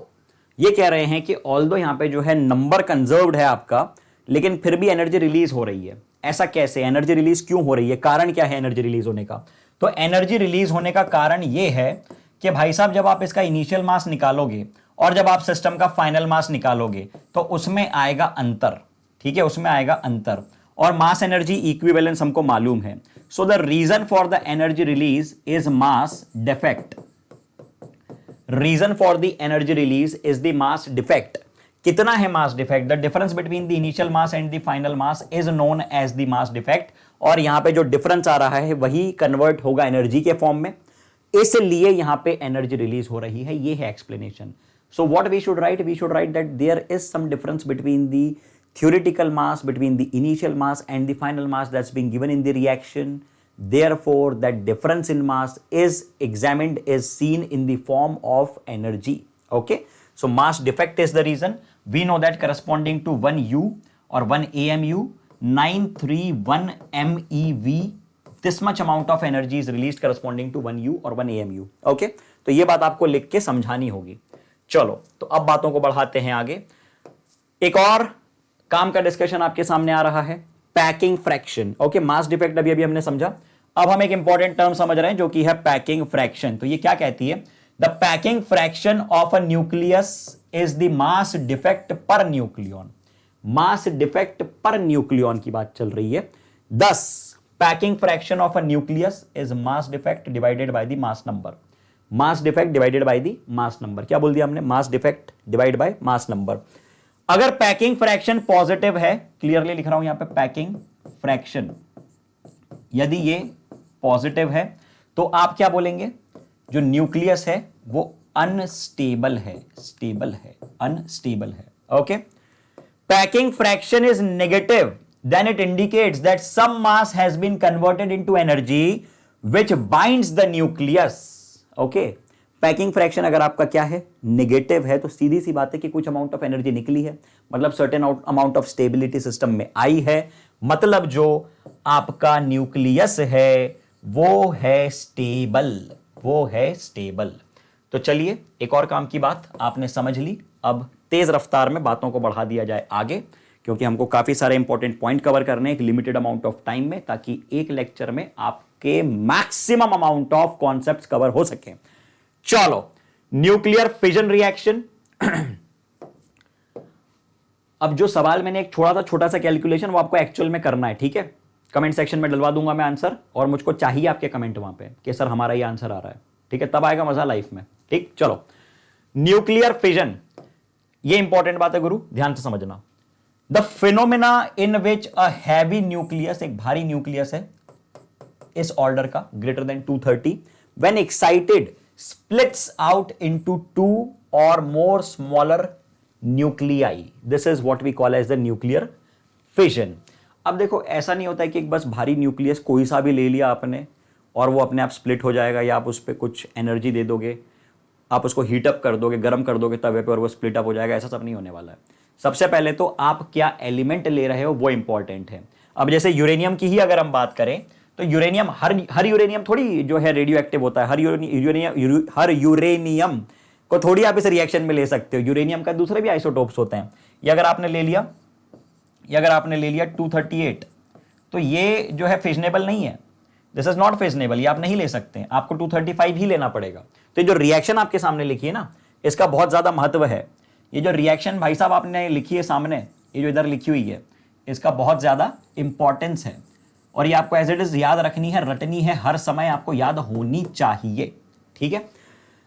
तो uranium 235 fast moving neutron टक्कर करवाई, बन गया बेरियम और क्रिप्टॉन में कन्वर्ट हुआ, और साथ में रिलीज हुए हैं 3 नए न्यूट्रॉन्स और एनर्जी निकली है। अब ये 3 नए न्यूट्रॉन्स जो निकले हैं, ये जाके फिर से टकराएंगे दूसरे यूरेनियम के कॉन्स्टिट्यूएंट्स में, और फिर वहां पे से और टक्करें होंगी। मतलब देखो, अगर आपने एक रिएक्शन चालू की है तो उसमें सिर्फ एक यूरेनियम तो लिया नहीं होगा ना आपने। आपको क्या लगता है कि आप एक यूरेनियम का न्यूक्लियस लेके बैठे हो? अगर आपने 1 ग्राम भी ले लिया यूरेनियम, तो उसमें इमेजिन करो कितने सारे न्यूक्लियस आपने ले लिए। और आपने जब फास्ट मूविंग न्यूट्रॉन्स की टक्कर करवाई तो हर यूरेनियम से 3 नए न्यूट्रॉन्स निकले, जो कि फर्दर जाके अगले यूरेनियम में टकराएंगे, और उनसे 3 और निकलेंगे। तो ये एक चेन रिएक्शन स्टार्ट होने वाली है। समझ रहे हो बात को? हाँ जी। तो काम की बात है, ये रहा यूरेनियम, ये रहा न्यूट्रॉन जिसकी टक्कर हुई। देखते चलो यहां से, यूरेनियम में जैसे ही न्यूट्रॉन टकराया, ये आ गई आपके सामने सॉरी या छींक आ रही थी, आई भी नहीं, चलो छोड़ो। हाँ, तो ये रिएक्शन आपके सामने हुई। Finally this has got converted into barium and krypton, और ये जिसकी हम चर्चा कर रहे थे, 3 नए क्रांतिकारी न्यूट्रॉन्स आ गए। क्रांतिकारी मतलब बहुत तेज चलने वाले हैं, जाके टकराएंगे फर्दर यूरेनियम्स में। Okay, so let's take the discussion ahead. Nuclear fission as a source of energy. सवाल उठता है कि सर ये जो क्यू की आप चर्चा कर रहे हैं, ये जो क्यू है इधर, ये एनर्जी आखिर क्यों मिल रही है?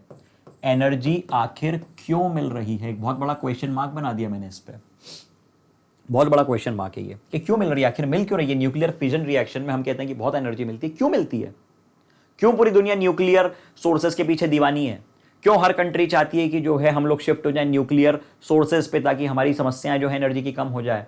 क्यों हर कंट्री न्यूक्लियर वेपन रखना चाहती है कि अगर भैया कोई कुछ तेज चले इधर उधर से तो हम दिखा दें एक न्यूक्लियर वेपन की, देखो हम पूरा खत्म कर देंगे? तो इतनी एनर्जी क्यों आती है, कहां से आती है? समझो बात को। अगर आप इस रिएक्शन को देखो, इस रिएक्शन में आप देखिए इनिशियल कॉन्स्टिट्यूएंट्स और ये फाइनल प्रोडक्ट्स, ठीक है, फाइनल प्रोडक्ट्स, ध्यान से देखना, बहुत बढ़िया। अगर हम बात करें एनर्जी की तो वो आएगी कहां से, वो सीधी सी बात है, वो आने वाली है मास एनर्जी इक्विवेलेंट से, डेल्टा ई जो, या क्यू बोल लो, डेल्टा ई बोल लो, that's delta M times of C square. अच्छा, मतलब सर कहानी कहीं ना कहीं जो है लिंक होने वाली है मास डिफेक्ट पे। बिल्कुल बेटा, लिंक होने वाली है मास डिफेक्ट पे। तो क्यों ना हम लोग इनिशियल मास कैलकुलेट कर लें। अगर हम बात करें यूरेनियम की तो ये रहा आपके सामने इनिशियल मास, ये रहा न्यूट्रॉन, तो ये रहा इनिशियल मास, एड अप कर दो तो सिचुएशन में आपको मिल गया mass initial, this is mass initial. अच्छा ठीक है, बड़ी अच्छी बात है। अगर आप बात करो फाइनल मास की, तो ये देख लीजिए, एड अप कर दीजिए तीनों को, बेरियम, क्रिप्टॉन और ये आपने 3 न्यूट्रॉन्स के मास एड अप कर दिए, ये है मास फाइनल, अच्छा, तो सर अगर हमको इनिशियल और फाइनल मास की वैल्यू मिल गई, तो क्या हमको मास डिफेक्ट मिल गया, जिसको कि हमने लिख दिया 0.2153 AMU, इसमें मल्टीप्लाई करो 931 MeV। बाप रे, मतलब एक कॉन्स्टिट्यूएंट की हमने रिएक्शन देखी और उससे कितनी एनर्जी निकल रही है आप देखो जरा, नियरली रफली 200 मिलियन इलेक्ट्रॉन वोल्ट्स। भाई साहब समझ रहे हो, मतलब तबाही, भयंकर, प्रचंड, एक्सट्रीम भयंकर है। देखो 200 MeV बहुत होती है यार, और आपको सिर्फ एक यूरेनियम पे थोड़ी ना करवा रहे होगा, कितने सारे होंगे उसमें, तो इमेजिन करो कितनी एनर्जी रिलीज होगी। ये रीजन है, ठीक है, पूरी मगजमारी इसकी वजह से चल रही है। अब देखो, ये तो हमने समझ लिया कि यार इसलिए एनर्जी रिलीज होती है, काम का डिस्कशन था, काफी है। अब आते हैं एक सवाल पे, रीड करते हैं क्या कहा जा रहा है इस सवाल में। बिल्कुल वैसा ही सवाल है जैसे अभी तक किए, कुछ नया नहीं है। A neutron is absorbed by lithium nucleus with subsequent emission of an alpha particle. अच्छा ठीक है, write the corresponding nuclear reaction, calculate the energy release in this reaction. Reaction कम से कम 3 बार मैंने लिखी, तो अब मैं चाहूंगा कि आपको ये लिखनी आनी चाहिए। ओके, लिख के बताओ रिएक्शन। इंफॉर्मेशन तीनों की देके रखी हुई है, मासेस देके रखे हुए आपको, लिथियम के लिए, अल्फा पार्टिकल के लिए, न्यूट्रॉन एंड हाइड्रोजन। क्या थे रिएक्शन सर, लिख के बता दो। चलो यार लिख के बता ही देता हूं। ये आ गया आपका न्यूट्रॉन, जिसको कि आपने बॉम्बार्ड करवाया किधर, इधर, लिथियम 3 6। क्या बना कहानी में, क्या रिलीज हुआ, अल्फा पार्टिकल। क्या होता है अल्फा पार्टिकल, 2He4। बैलेंसिंग हो गई क्या सर, ए की और जेड की बेटा नहीं हुई है, देखो यहां पे और यहां देखो, बिल्कुल। तो क्या करना पड़ेगा सर, इसमें आप जो है ये एडअप कर दो ना, ये एडअप कर दो, ये अब हो गई है, अब देख लो हो गई है, बिल्कुल हो गई है। लेकिन सर एक चीज अभी भी मिसिंग है वहां पे, क्या मिसिंग है, ये जो लेफ्ट और राइट का मास होगा ना वो तो अलग ही होगा, क्योंकि वो डेफिनेटली स्टेबिलिटी का फंडा, मास डिफेक्ट का फंडा, तो एनर्जी रिलीज हो रही होगी। तो यहां पे हम क्या दर्शा दें, दूसरे कलर से, येलो कलर से लिखते हैं, ठीक है, ये हमने लिख दिया Q, ये एनर्जी रिलीज हो रही है। तो ये लिख दी सबसे पहली तो आपने इक्वेशन। तो मान लो अगर 3 मार्क का सवाल था तो 1 मार्क तो आपको मिल गया। अब बाकी के 2 मार्क किससे मिलेंगे आपको, calculate the energy released in this reaction. तो वही बात है, इनिशियल मास निकालिए। क्या हो जाएगा सर इनिशियल मास, बेटा इनिशियल मास आपका हो जाएगा इतना, कितना इनिशियल मास हो जाएगा 1.00, अरे यार ये ब्लैक कलर क्यों आ गया भाई, 1.00866654। ओके, इसमें क्या ऐड करना पड़ेगा आपको, इसमें आपको ऐड करना है लिथियम का मास 6.015126, ठीक है, इन दोनों को ऐड अप कर दो, बड़ी अच्छी बात है। वही खेल कर दिया हम लोगों ने, कितना बन जाएगा ये, नियरली 7.01 समथिंग, 7.02 समथिंग। ओके, लिख नहीं रहा हूं मैं। मास फाइनल निकालो, मास फाइनल कितना है, मास फाइनल आपके सामने है हीलियम प्लस वो आपके सामने हाइड्रोजन, ठीक है, आइसोटोप, उसका कितना बन जाएगा ये, हीलियम का है 4.0026 प्लस कितना करना है, प्लस करना है इसमें 3.3 01649। ठीक, दोनों को एडअप करो करो जरा, एडअप करो, निकालो इनका डेल्टा एम और मल्टीप्लाई कर दो 931।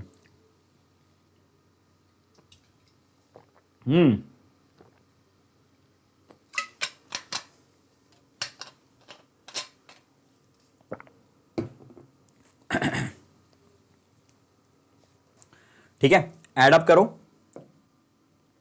करो दोनों को और निकालो इनका डेल्टा एम। एक बार आपने निकाल दिया डेल्टा एम, डेल्टा एम क्या होगा, delta M is going to be delta M is going to be, sir initial minus final करें, फाइनल माइनस इनिशियल करें, हम तो इसमें कंफ्यूज हो जाते हैं। आप बताइए जरा क्या करें, कोई दिक्कत वाली बात नहीं है, बड़े में से छोटे को माइनस कर दो, बड़े में से छोटे को माइनस कर दो, मास बड़ा माइनस मास छोटा, जो भी डेल्टा एम आ रहा है, जो भी डेल्टा एम आ रहा है उसमें मल्टीप्लाई कर दीजिए 931 MeV।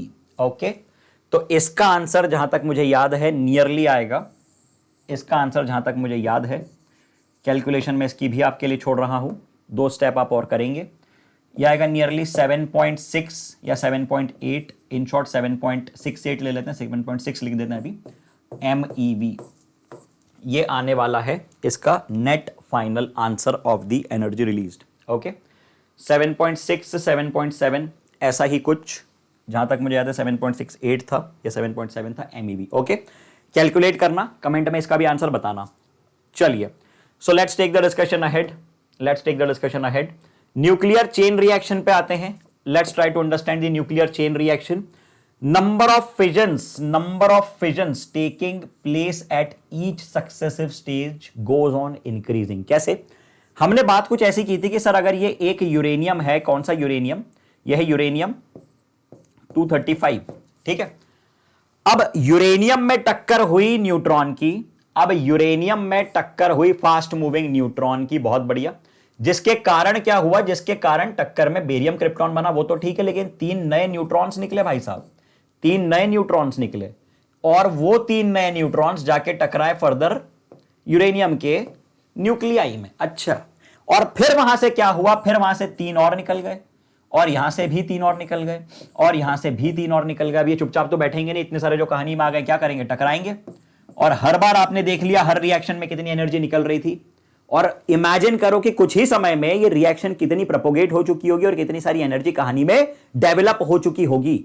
जब सुनामी आई थी भारत में, उस समय पे एक न्यूक्लियर पावर प्लांट है तमिलनाडु में, कालपक्कम, उसमें रिएक्शन चालू थी, उसमें काम चल रहा था, और जो पानी बढ़ रहा था, बस उसी के कुछ समय पहले वो पूरा प्लांट शटडाउन किया गया। अगर वो प्रॉपरली शटडाउन नहीं हो पाता और ये वाटर उसमें एंटर कर जाता, तो जो सुनामी से डिजास्टर हुआ था उससे कहीं ज्यादा गुना डिजास्टर इस प्रक्रिया से हो जाता है ना। तो बहुत अच्छी बात है कि वो नहीं हुआ।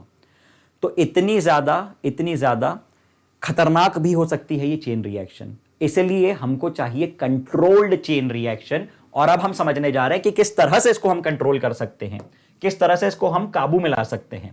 अभी जो आपने देखा, this is uncontrolled chain reaction. अब अनकंट्रोल्ड चेन रिएक्शन का क्या फंडा है?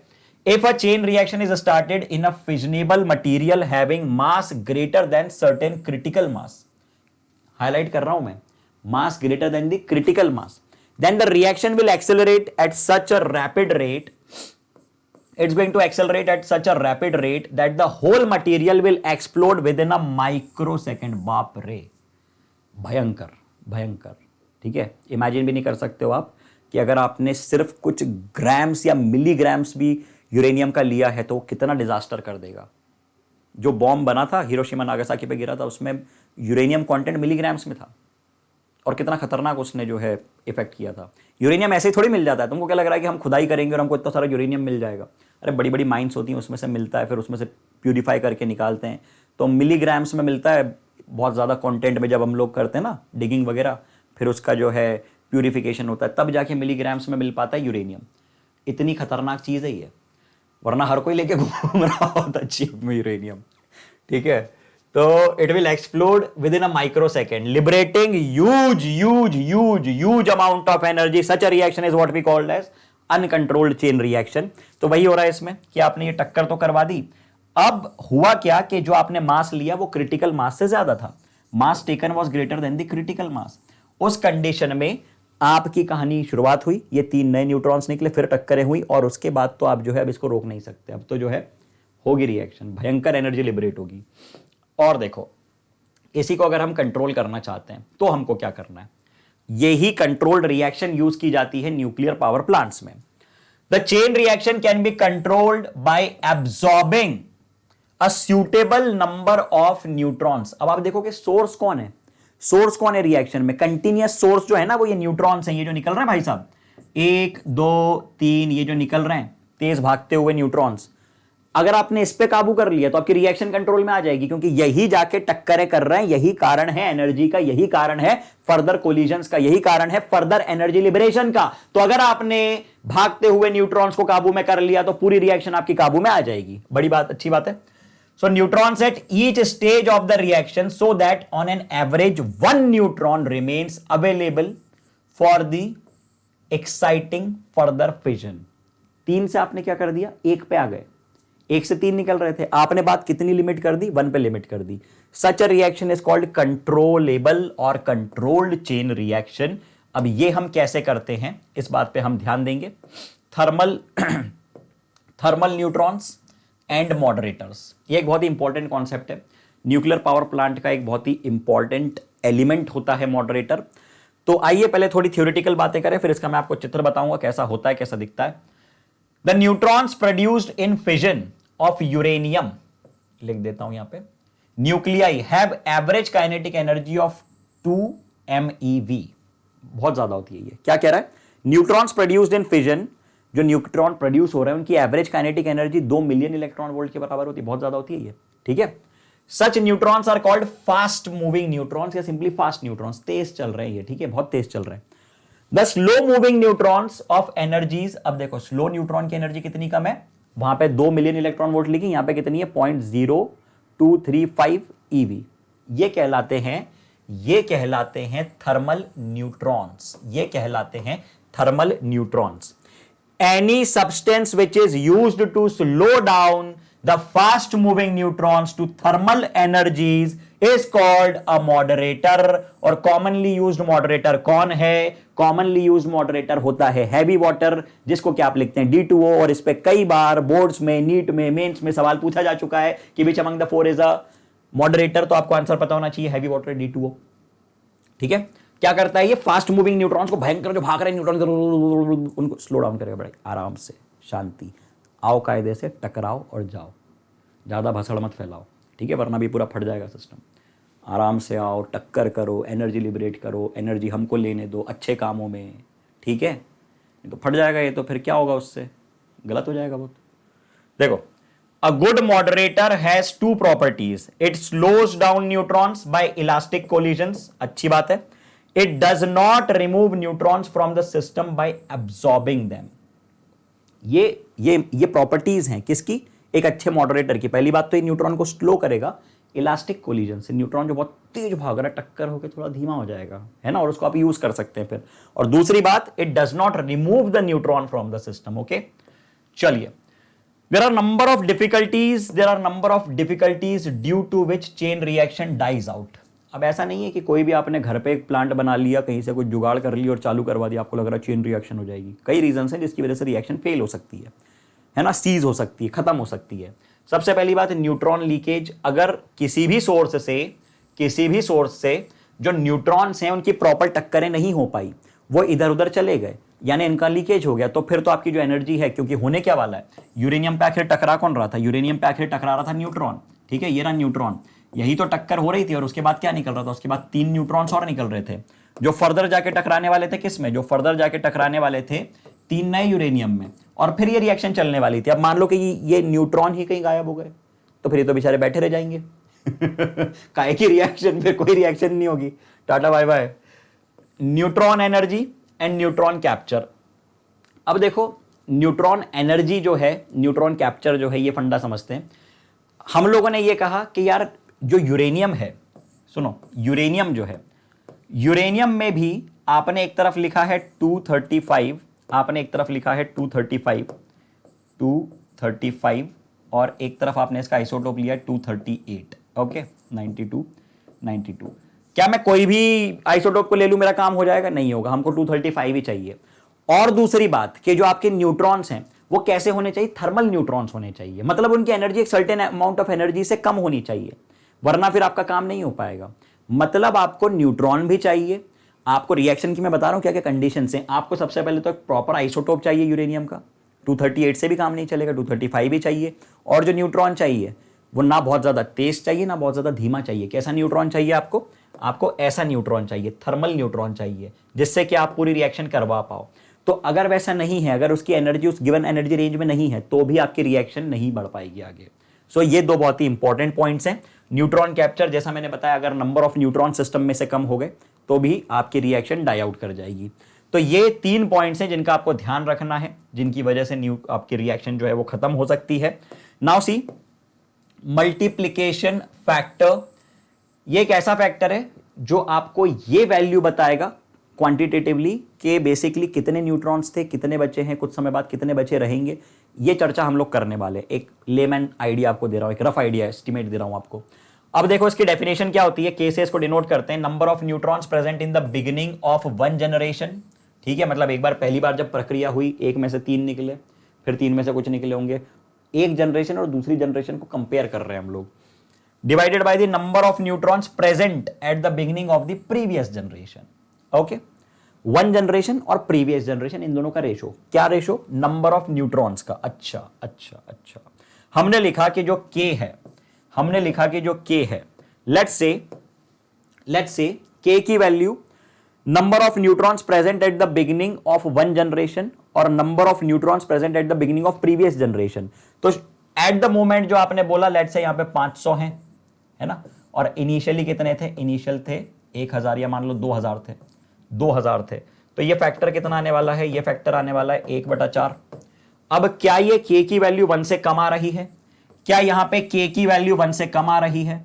क्या यहां पे K की वैल्यू 1 से कम आ रही है? बिल्कुल कम आ रही है। इसका मतलब क्या है? Chain reaction gradually dies out. मतलब भाई साहब आपके पास जो न्यूट्रॉन्स है ना, वो इस पर्टिकुलर फैक्टर से डिक्रीज होते जा रहे हैं, कम होते जा रहे हैं। तो इसके बाद और कम बचेंगे, समझ रहे हो? अभी ये 2000 से 500 अगर हो गए तो इसके बाद और कम बचेंगे। अगर सेम फैक्टर रहता है तो यहां पे आप देख लो कितने आ जाएंगे, निकाल लो यहां से, फिर और कम हो जाएंगे। मतलब आपकी रिएक्शन धीरे धीरे समाप्ति की तरफ जा रही है। ओके, खत्म होती जा रही है। Z की वैल्यू ग्रेटर देन 1, K की value greater than 1, so the chain reaction बढ़ेगी। इसका जस्ट अपोजिट फंडा, बिल्कुल। चलो, K की value 1, so the reaction remains steady. काम की बातें हैं, है ना। तो अब चर्चा को बढ़ा देते हैं आगे। Let's take the discussion ahead. Critical size and critical mass. अब ये बात बहुत इंपॉर्टेंट है। आपको बता चुका था कि क्रिटिकल मास वो पर्टिकुलर मास है जिसके थ्रू, जितने मास को लेके आप उस रिएक्शन को कंट्रोलेबल फॉर्म में आगे बढ़ा सकते हैं। तो हम क्या कह रहे हैं? हम कह रहे हैं the size of fissionable material for which the multiplication factor K equals to 1 is called the critical size and the mass is called critical mass. K की वैल्यू आपने कितनी ले ली? K की वैल्यू आपने ले ली 1। और अगर K की वैल्यू 1 है तो इसके बारे में हमने क्या कहा कि आपकी जो रिएक्शन होगी वो कैसी होगी? वो स्टेडी रेट पे चलने वाली होगी। आपकी जो रिएक्शन होगी वो चेन रिएक्शन स्टेडी रेट पे चलती रहेगी। ओके, तो ये बातें आपको रखनी है ध्यान में। अब ये आ गया, मैंने जैसा कि कहा था कि एक डायग्राम हम लोग देखेंगे, एक पूरा प्लांट देखेंगे, समझेंगे इसके एलिमेंट्स क्या क्या हैं। Now try to understand. ये रहा मेन हीरो, ये इसको मैंने कर दिया हाईलाइट। ठीक है, ये रहा आपका रेडियो एक्टिव मटीरियल जो कि है uranium. Radio active isotope of uranium आपने ले लिया, बहुत बढ़िया, बहुत शानदार। अब कहानी में क्या है? सबसे पहले तो लगी हुई है कंट्रोल रॉड्स जो कि नंबर ऑफ न्यूट्रॉन्स पे चेक रखेंगी। बहुत ही इंपॉर्टेंट एलिमेंट, कंट्रोलेबल एलिमेंट्स बता रहा हूं जिसके कारण एक कंट्रोल्ड रिएक्शन पॉसिबल हो पाएगी। ये रही कंट्रोल रॉड्स और ये रहा मॉडरेटर। सर मॉडरेटर क्या था? क्या एग्जांपल था आपका मॉडरेटर का? क्या लिया था आपने एज अ मॉडरेटर? बेटा मॉडरेटर हमने लिया था D2O, जो कि एब्जॉर्ब करने वाला है, फास्ट मूविंग न्यूट्रॉन्स को कन्वर्ट कर देगा थर्मल न्यूट्रॉन्स में। ठीक है, ध्यान रखना, एक एक शब्द में बार बार इसलिए बोल रहा हूं चिल्ला चिल्ला के आपके दिमाग में बैठ जाए दिमाग में जाके, समझ रहे हो? चलो, तो ये रहा कंट्रोल रॉड, ये रहा मॉडरेटर, बड़ी अच्छी बात है। अब ये है फिजन चैम्बर, पूरी जो प्रक्रिया है यहां चलने वाली है, पूरी जो मगजमारी है यहां चलने वाली है। ठीक है, बहुत बढ़िया। आप सिस्टम में पास करवा रहे हैं कूलेंट, ठीक है। कूलेंट कॉमनली कुछ भी हो सकता है, पानी भी ले सकते हैं आप लोग, दूसरा कूलेंट भी ले सकते हैं जो हीट, एडिशनल हीट को एब्सॉर्ब करता रहे, ओके। और यहां से जो हीट जनरेट हो रही है, यहां से जो हीट जनरेट हो रही है, सर उस हीट का करना क्या है, हमको मालूम है ना, रिएक्शन में निकलती है भयंकर हीट। तो ये जो हीट निकली है इसको हम पास करवाएंगे एक एक्सचेंजर में जहां पे पानी है, पानी गर्म होगा, बनेगी स्टीम। हीट को आपने कहां भेजा, देखो एक फ्लो डायग्राम बना के बता देता हूं, जीवन में कभी नहीं भूलोगे, सुनना सुनना। न्यूक्लियर प्लांट के अंदर हुई रिएक्शन, ठीक है। रिएक्शन से क्या हुआ, रिएक्शन से प्रोड्यूस हुई हीट, सुनते चलना मजा आ जाएगा। रिएक्शन से प्रोड्यूस हुई हीट, बहुत बढ़िया। इस हीट को आपने भेजा, इस हीट को आपने भेजा एक्सचेंजर में, किस में भेजा, एक्सचेंजर में। अब एक्सचेंजर में था पानी, एक्सचेंजर में था पानी, पानी हीट से मिली, हो गया पानी पानी, और पानी बन गया भाप, स्टीम बन गया, क्या बन गया, स्टीम, भाप भाप नहीं बन गया, भाप बना, भाप, स्टीम बना, स्टीम, ठीक है। तो ये एक्सचेंजर में गया और यहां पे बन गई स्टीम। अब स्टीम फर्दर क्या करते हैं हम लोग, स्टीम जब बनी ना, स्टीम जब बनी, स्टीम, तो स्टीम का एक ही काम है, कहीं पे भी करवाओ आप, मतलब घूम फिर के हम लोग टरबाइन घुमाना चाह रहे हैं, चक्रा घुमाना चाह रहे हैं, फिर चाहे कहीं ऊपर से पानी गिर रहा है उसके नीचे चक्रे को लगा दो, घूमेगा, या तो हवा से घुमा दो, या तो थर्मल पावर प्लांट से बना दो, कैसे भी घुमाओ, ठीक है। आपको चक्रा घुमाना है, आपको यहाँ पे ये जो जनरेटर है इसका टरबाइन घुमाना है, इसके थ्रू इलेक्ट्रिसिटी बनेगी, बस यही करते हैं हम हर प्लांट में, घूम फिर के बात यहीं पे आके रुक जाती है। आप बोलोगे सर इतनी मगजमारी कि हम तो हाथ से घुमा लेंगे बैठ के, करते रहो करो तुम, तुम्हारी मर्जी, ठीक है। तो ये बन गया nuclear reaction, heat exchanger, steam, steam ने क्या किया, टरबाइन घुमाया, और टरबाइन घुमा तो क्या हो गया, जग रोशन हो गया, जग हो गया रोशन, ये आ गई बिजली, ठीक है, बिजली आ गई, यूहू, चिंटू हो गया खुश, मजा आ गया, ठीक है। चलो बहुत बढ़िया, ये इस तरह से काम करता है पूरा प्लांट, जीवन में तुम कभी नहीं भूलोगे, देख लो इसको, ठीक। पानी पी लिया जाए यार, हे भगवान।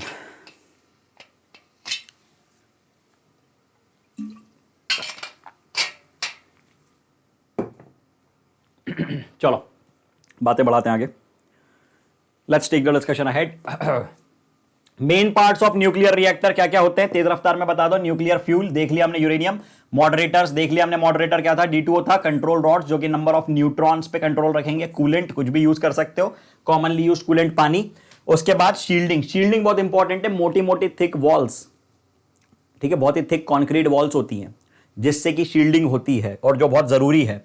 Uses of nuclear reactor in the generation of electrical power, in the production of fast neutrons which are needed in the nuclear bombardment, okay, in producing fissile materials like plutonium which are used in atomic bombs। बाबा रे भैया बचा लीजिए ना भैया, डर लग रहा है, एटम बम की बात चल रही है अभी, ठीक है, समझ रहे हो।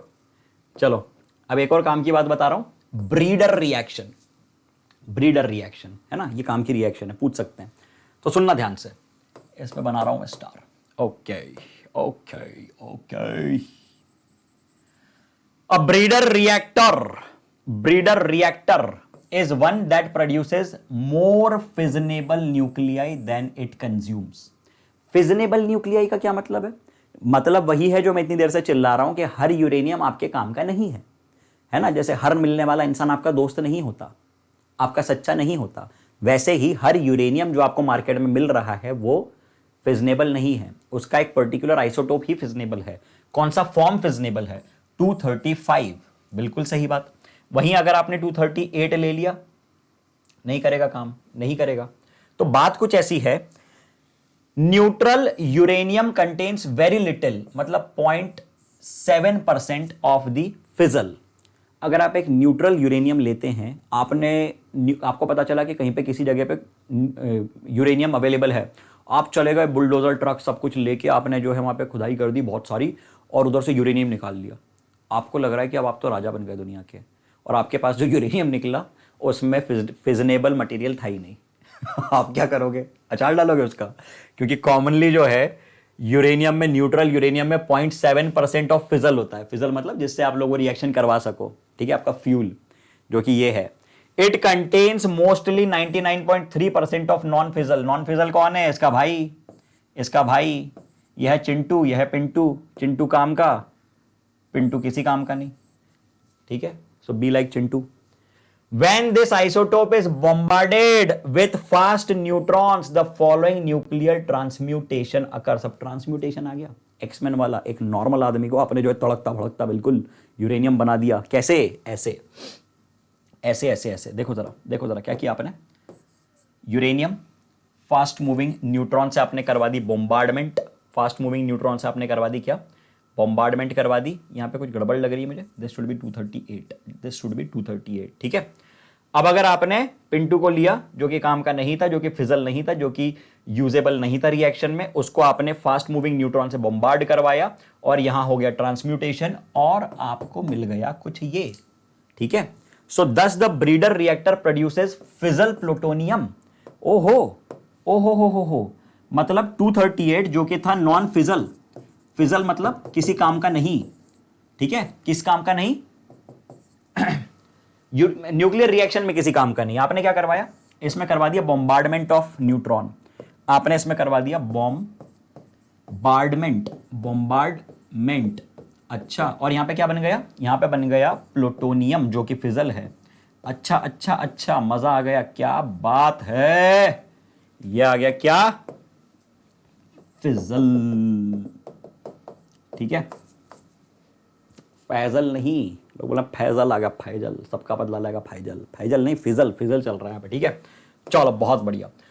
Nuclear fusion. अब भैया आखिरी रिएक्शन आपके सामने आ रही है, इसके बाद हम कंपैरिजन करेंगे दोनों रिएक्शंस को और समाप्ति करेंगे। तो करते हैं डिस्कशन फ्यूजन का। फ्यूजन मतलब फ्यूज होने वाला है, दो न्यूक्लियस जुड़ने वाले हैं आपस में। The process in which two light nuclei combine at extremely high temperature. भयंकर टेम्परेचर पे होगी ये सारी बातें, क्योंकि इमेजिन करो ना, आपको मालूम है कि एक प्रोटॉन है, दूसरा प्रोटॉन है, इनके आपस में रिपल्शंस होते हैं। आप इनको पास में लाना चाह रहे हैं। अगर आप एक न्यूक्लियस की बात करें, न्यूक्लियस के अंदर प्रोटॉन्स भी होते हैं, न्यूट्रॉन्स भी होते हैं, प्रोटॉन्स भी होते हैं, न्यूट्रॉन्स भी होते हैं, बिल्कुल होते हैं। तो किसी भी, अगर आप एक न्यूक्लियस की बात करें, दो न्यूक्लियस को आप जोड़ना चाह रहे हैं, तो कैसे जोड़ोगे? समस्या होगी ना, भागना चाहेंगे दूर, रिपल्शंस होंगे उनके बीच में। उसके लिए ये जो पूरी रिएक्शन है, that happens at a very high temperature to form a single heavier nucleus. That's what we call as the nuclear fusion reaction. The sum of masses before fusion is greater than the sum of masses after fusion.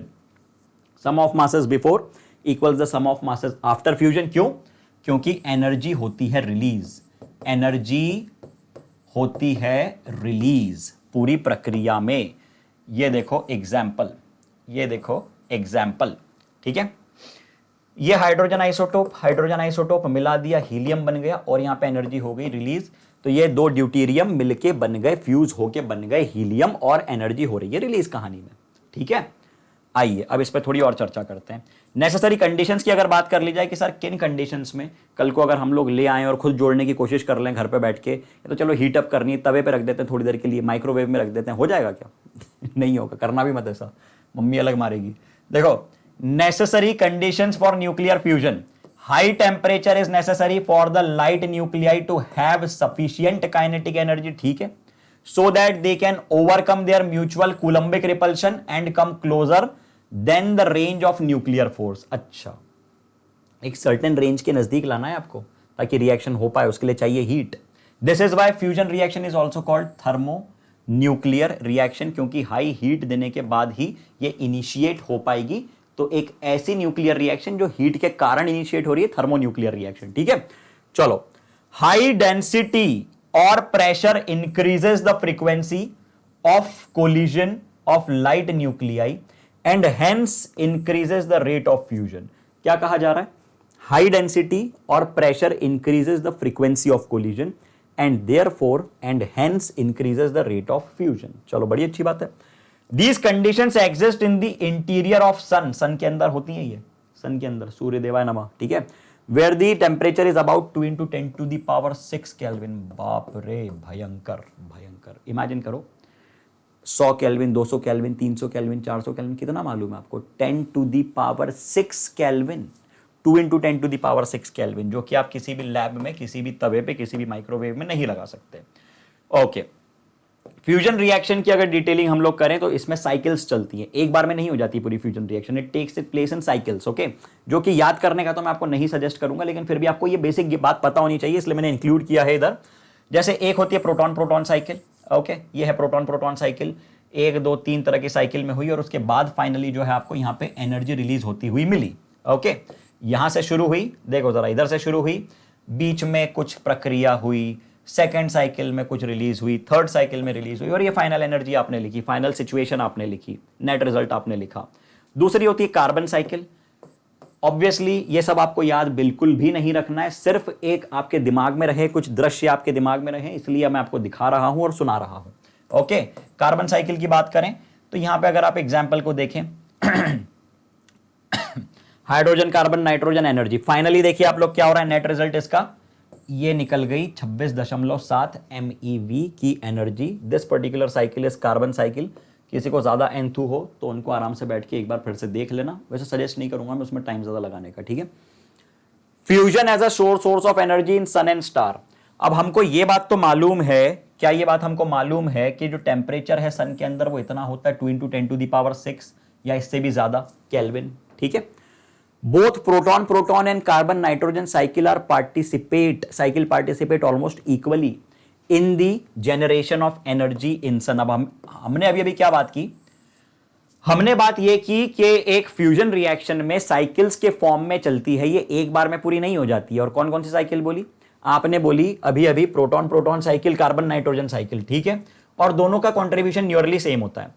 Stars hotter than the sun get their energy from the carbon nitrogen cycle, while those cooler than the sun get their energy from the proton proton cycle। ये बात को आप directly याद रख सकते हो, theoretical statement है कि जो सन से ज्यादा हॉटर स्टार हैं उनको कार्बन नाइट्रोजन साइकिल से मिलती है अपनी energy, while the cooler stars that are cooler than sun they get the energy from proton proton cycle। अच्छा, proton proton cycle can occur at lower temperature than the carbon nitrogen cycle, ठीक है। Lower का मतलब इसके comparison में lower है ना। Normal ये मत सोचना कि चलो ये तो हो ही जाती, ये वाली रिएक्शन बना लें अपन बैठ के, ऐसा नहीं होगा, ओके।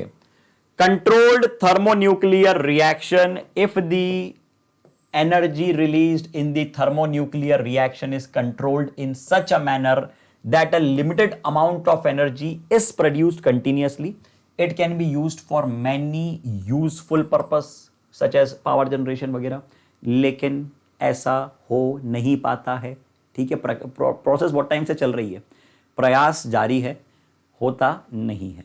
हम लोग किसको यूज करते हैं, फिजन को ही यूज करते हैं, ठीक है। तो चलिए एक कंपैरिजन देखा जाए अब दोनों के बीच में। अगर हम बात करें न्यूक्लियर फिजन और न्यूक्लियर फ्यूजन की, सो वी नो कि एक हैवी न्यूक्लियस किसमें होता है, ब्रेक होता है 2 या 2 से अधिक छोटे न्यूक्लियाई में of nearly comparable mass, this is what we call as fission. 2 lighter nuclei जुड़ते हैं एक हैवी न्यूक्लियाई बनाने के लिए, this is what we call as fusion. It is a quick process और ये सेवरल स्टेप्स में होती हैं, साइकिल्स फॉलो होती हैं, देख चुके हैं हम लोग, ये होती है quick. Neutrons are the link particles of this process. यहां पे न्यूट्रॉन वो मेन कड़ी है जिसके थ्रू ये पूरी प्रक्रिया हो रही है। एक न्यूट्रॉन आके टकराएगा, फिर 3 निकलेंगे, फिर टकराएंगे, फिर होता जाएगा। यहां पे कौन है, यहां पे प्रोटॉन है भाई साहब, यहां पे प्रोटॉन वो लिंक पार्टिकल है जिसके कारण प्रक्रिया शुरू होगी और चलेगी। It produces very harmful radioactive waste. Radioactive waste बड़ा भयंकर होता है, ठीक है। आप लोगों ने 8th क्लास के सोशल में पढ़ा होगा चेरनोबिल, वहां पे क्या हुआ था, है ना। इस पे एक वेब सीरीज भी बनी है, जो न्यूक्लियर वेस्ट गिरा दिए गए थे, फेंक दिए गए थे, है ना, डिसमेंटल कर दिए गए थे, प्रॉपर हैंडलिंग नहीं हुई थी, उसकी वजह से कितना डिजास्टर झेलना पड़ा, इजंट इट। अभी भी झेल रहे हैं लोग वहां के। The product of fusion are harmless, इसलिए पूरी नजरें उस पे ही हैं कि कैसे हम लोग उसको यूज कर पाए आज या कल, okay. It stocks, the stock in फिजनेबल fusion is limited. अगर आप लोग फिजनेबल फ्यूजन की बात करो तो वो लिमिटेड स्टॉक है, क्योंकि अभी हमने देखा कि फिजल जो होता है यूरेनियम, उसका एक पर्टिकुलर आइसोटोप है और नॉर्मल न्यूट्रल यूरेनियम का सिर्फ 0.7% जो है वो फिजनेबल है, मतलब quantity of the fuel available is very less, okay. The fuel required for the fusion is available in plenty. Available तो है लेकिन समस्या भी है ना उसके साथ कि भैया तो इतना जो अवेलेबल है उसकी कंडीशन कौन मीट करेगा, कैसे मीट करोगे? उसकी कंडीशन मीट करने के लिए हमको एक बम फोड़ना पड़ेगा, एटम बम, तब जाके इतनी हीट जनरेट होगी कि वो चालू हो पाए। तो भयंकर मतलब खतरनाक बात है भैया, मैं तो नहीं करने वाला ऐसा। ठीक है, करेंगे, इस पर रिसर्च होगी, आप ही लोगों में से कुछ निकलोगे जो कि घुसोगे इस डिपार्टमेंट में, करोगे इस पर रिसर्च और कुछ सालों में निकाल के बताओगे कुछ बढ़िया सा। ठीक है, पूरी उम्मीद है मुझे। अब देखो समरी, एनसीईआरटी के ही समरी और पॉइंट्स टू पॉन्डर मैंने लिए हैं, जो कि मैं शॉर्ट में एक बार फिर से हाईलाइट कर रहा हूं। मैं क्यों लेता हूं हर चैप्टर में, क्योंकि मैं ये चाहता हूं कि आप इसी में एक बार फिर से इन पे नजरें डालो और बार बार इनको देखो। ठीक है, इनमें से सवाल आते हैं, ये मान के चलो आप लोग, और सिर्फ बोर्ड्स में नहीं, नीट में, मेंस में, सब में आते हैं। एटम हैज न्यूक्लियस, अच्छा मालूम है हमको, the nucleus is positively charged, okay, the radius of the nucleus is smaller than the radius of an atom by a fraction of 10 to the power 4। बात कर चुके हम लोग कि एक बड़े से क्रिकेट ग्राउंड में छोटी सी बॉल सेंटर पर रखी है, एटम और nucleus. More than 99% of mass of atom is concentrated in the nucleus, okay, तभी तो बहुत हाईली डेंस होता ही है, पूरा मास उसमें होता है, पूरा चार्ज उसमें है पॉजिटिव। 1 एटॉमिक स्केल और 1 AMU is 1/12 the mass of carbon C12 atom. ठीक है, मालूम है, और उसकी value 1.66053 into 10 to the power -27 kg। Nucleus contains neutral particles called neutrons, जिनका मास नियरली प्रोटॉन के जितना होता है लेकिन उससे थोड़ा सा ज्यादा होता है। ठीक है, एटॉमिक नंबर मालूम है हमको, this is Z। Mass number that is A। और अगर हम बात करें A की, तो what is A? Is the number of proton plus neutron, पढ़ चुके हम लोग। किसी भी स्पीशीज को, न्यूक्लियाइड को कैसे रिप्रेजेंट करेंगे? ZXA से। ठीक है, बहुत बढ़िया। Nuclide with the same atomic number, जिनके लिए Z सेम है, उनको हम लोग क्या बोलेंगे? जिनके लिए Z सेम है और नंबर Z सेम है और क्या अलग है? डिफरेंट न्यूट्रॉन नंबर है। ठीक है, Z इज सेम मतलब बेस उनके सेम है, टोपी अलग अलग है, तो उनको हम बोलेंगे isotopes. Nuclide with same A, जिनके लिए ऊपर की टोपियां सेम है, बेस अलग अलग है, आइसोबार्स बोलेंगे, है ना, आइसोबार्स बोलेंगे। और जिनके लिए नंबर ऑफ न्यूट्रॉन सेम है, उनको बोलेंगे आइसोटोन्स। मालूम है हमको, ये बात समझ चुके हैं हम लोग। चलो, nucleus can be considered to be spherical, और क्या रिलेशन फॉलो होता है? R equal to R0 A to the power 1/3। R0 की वैल्यू हमको मालूम है 1.2 फर्मी, ओके, फर्मी मतलब 10 टू द पावर -15 मीटर। और अगर आप बात करो डेंसिटी की, तो डेंसिटी इंडिपेंडेंट होती है A के। देखो पूरा लेक्चर जो हमने पढ़ा उसका क्रक्स आपके सामने हाईलाइटेड है, इसलिए मैं हर बार डालता हूं ये। डेंसिटी उसकी इंडिपेंडेंट होगी A के, और उसका ऑर्डर है इतना 10 to the power 7 kg/m3। Neutrons and protons are bound in a nucleus by short range strong nuclear forces, और ये सबके बीच में लगते हैं, चार्ज के इंडिपेंडेंट होते हैं, नॉन सेंट्रल होते हैं, शॉर्ट रेंजिंग होते हैं, सैचुरेटिंग इन नेचर होते हैं, ये सारी बातें हम पढ़ चुके हैं। स्पिन डिपेंडेंट होते हैं। मास डिफेक्ट की बात करें तो जो ऑब्जर्व्ड मास था, थ्योरेटिकल मास बोल सकते हो, और जो एक्चुअल मास था न्यूक्लियस का, उनमें डिफरेंस था। ठीक है, और इसी को हमने कहा मास डिफेक्ट। मास डिफेक्ट अगर है, मास यदि कम हो रहा है रिएक्शन में, तो एनर्जी लिबरेट होनी चाहिए, इतनी एनर्जी लिबरेट होती है किसी भी रिएक्शन में। और अगर आप बात करो डेल्टा एम की, तो उसको किस में कैलकुलेट करेंगे हम लोग? 1U और 1 AMU में। और ये किसके करस्पॉन्डिंग होती है? ये करस्पॉन्डिंग होती है 931 मिलियन इलेक्ट्रॉन वोल्ट्स के। चलो, बहुत शानदार, बहुत बढ़िया। एनर्जीज की अगर हम बात करें associated with nuclear process are about 1,000,000 times larger than the chemical process, इसलिए पूरी दुनिया दीवानी हो रखी है न्यूक्लियर सोर्सेस की। ठीक है, तो ये बात हम समझ चुके हैं। अब डिस्कशन बढ़ा दिया जाए आगे, ये डिस्कशन हमने इंक्लूड नहीं किया है। अब पॉइंट्स टू पॉन्डर मैं चाहूंगा कि आप लोग शांति से बैठ के एक बार फिर से पढ़ें। ठीक है, तो ये था हमारा आज का discussion on another very important unit, that's nucleus. तो उम्मीद करता हूं कि ये सभी क्वेश्चंस को आप लोग रिसॉल्व करेंगे, और जो कुछ 2 क्वेश्चंस मैंने कहा है कि कैलकुलेट करना, उनको आप लोग बताएंगे चैट में कि कितना आंसर आपका आया है। So I wish you all the best once again and see you in the next session. Until then, take care. Goodbye. Tata. See you all.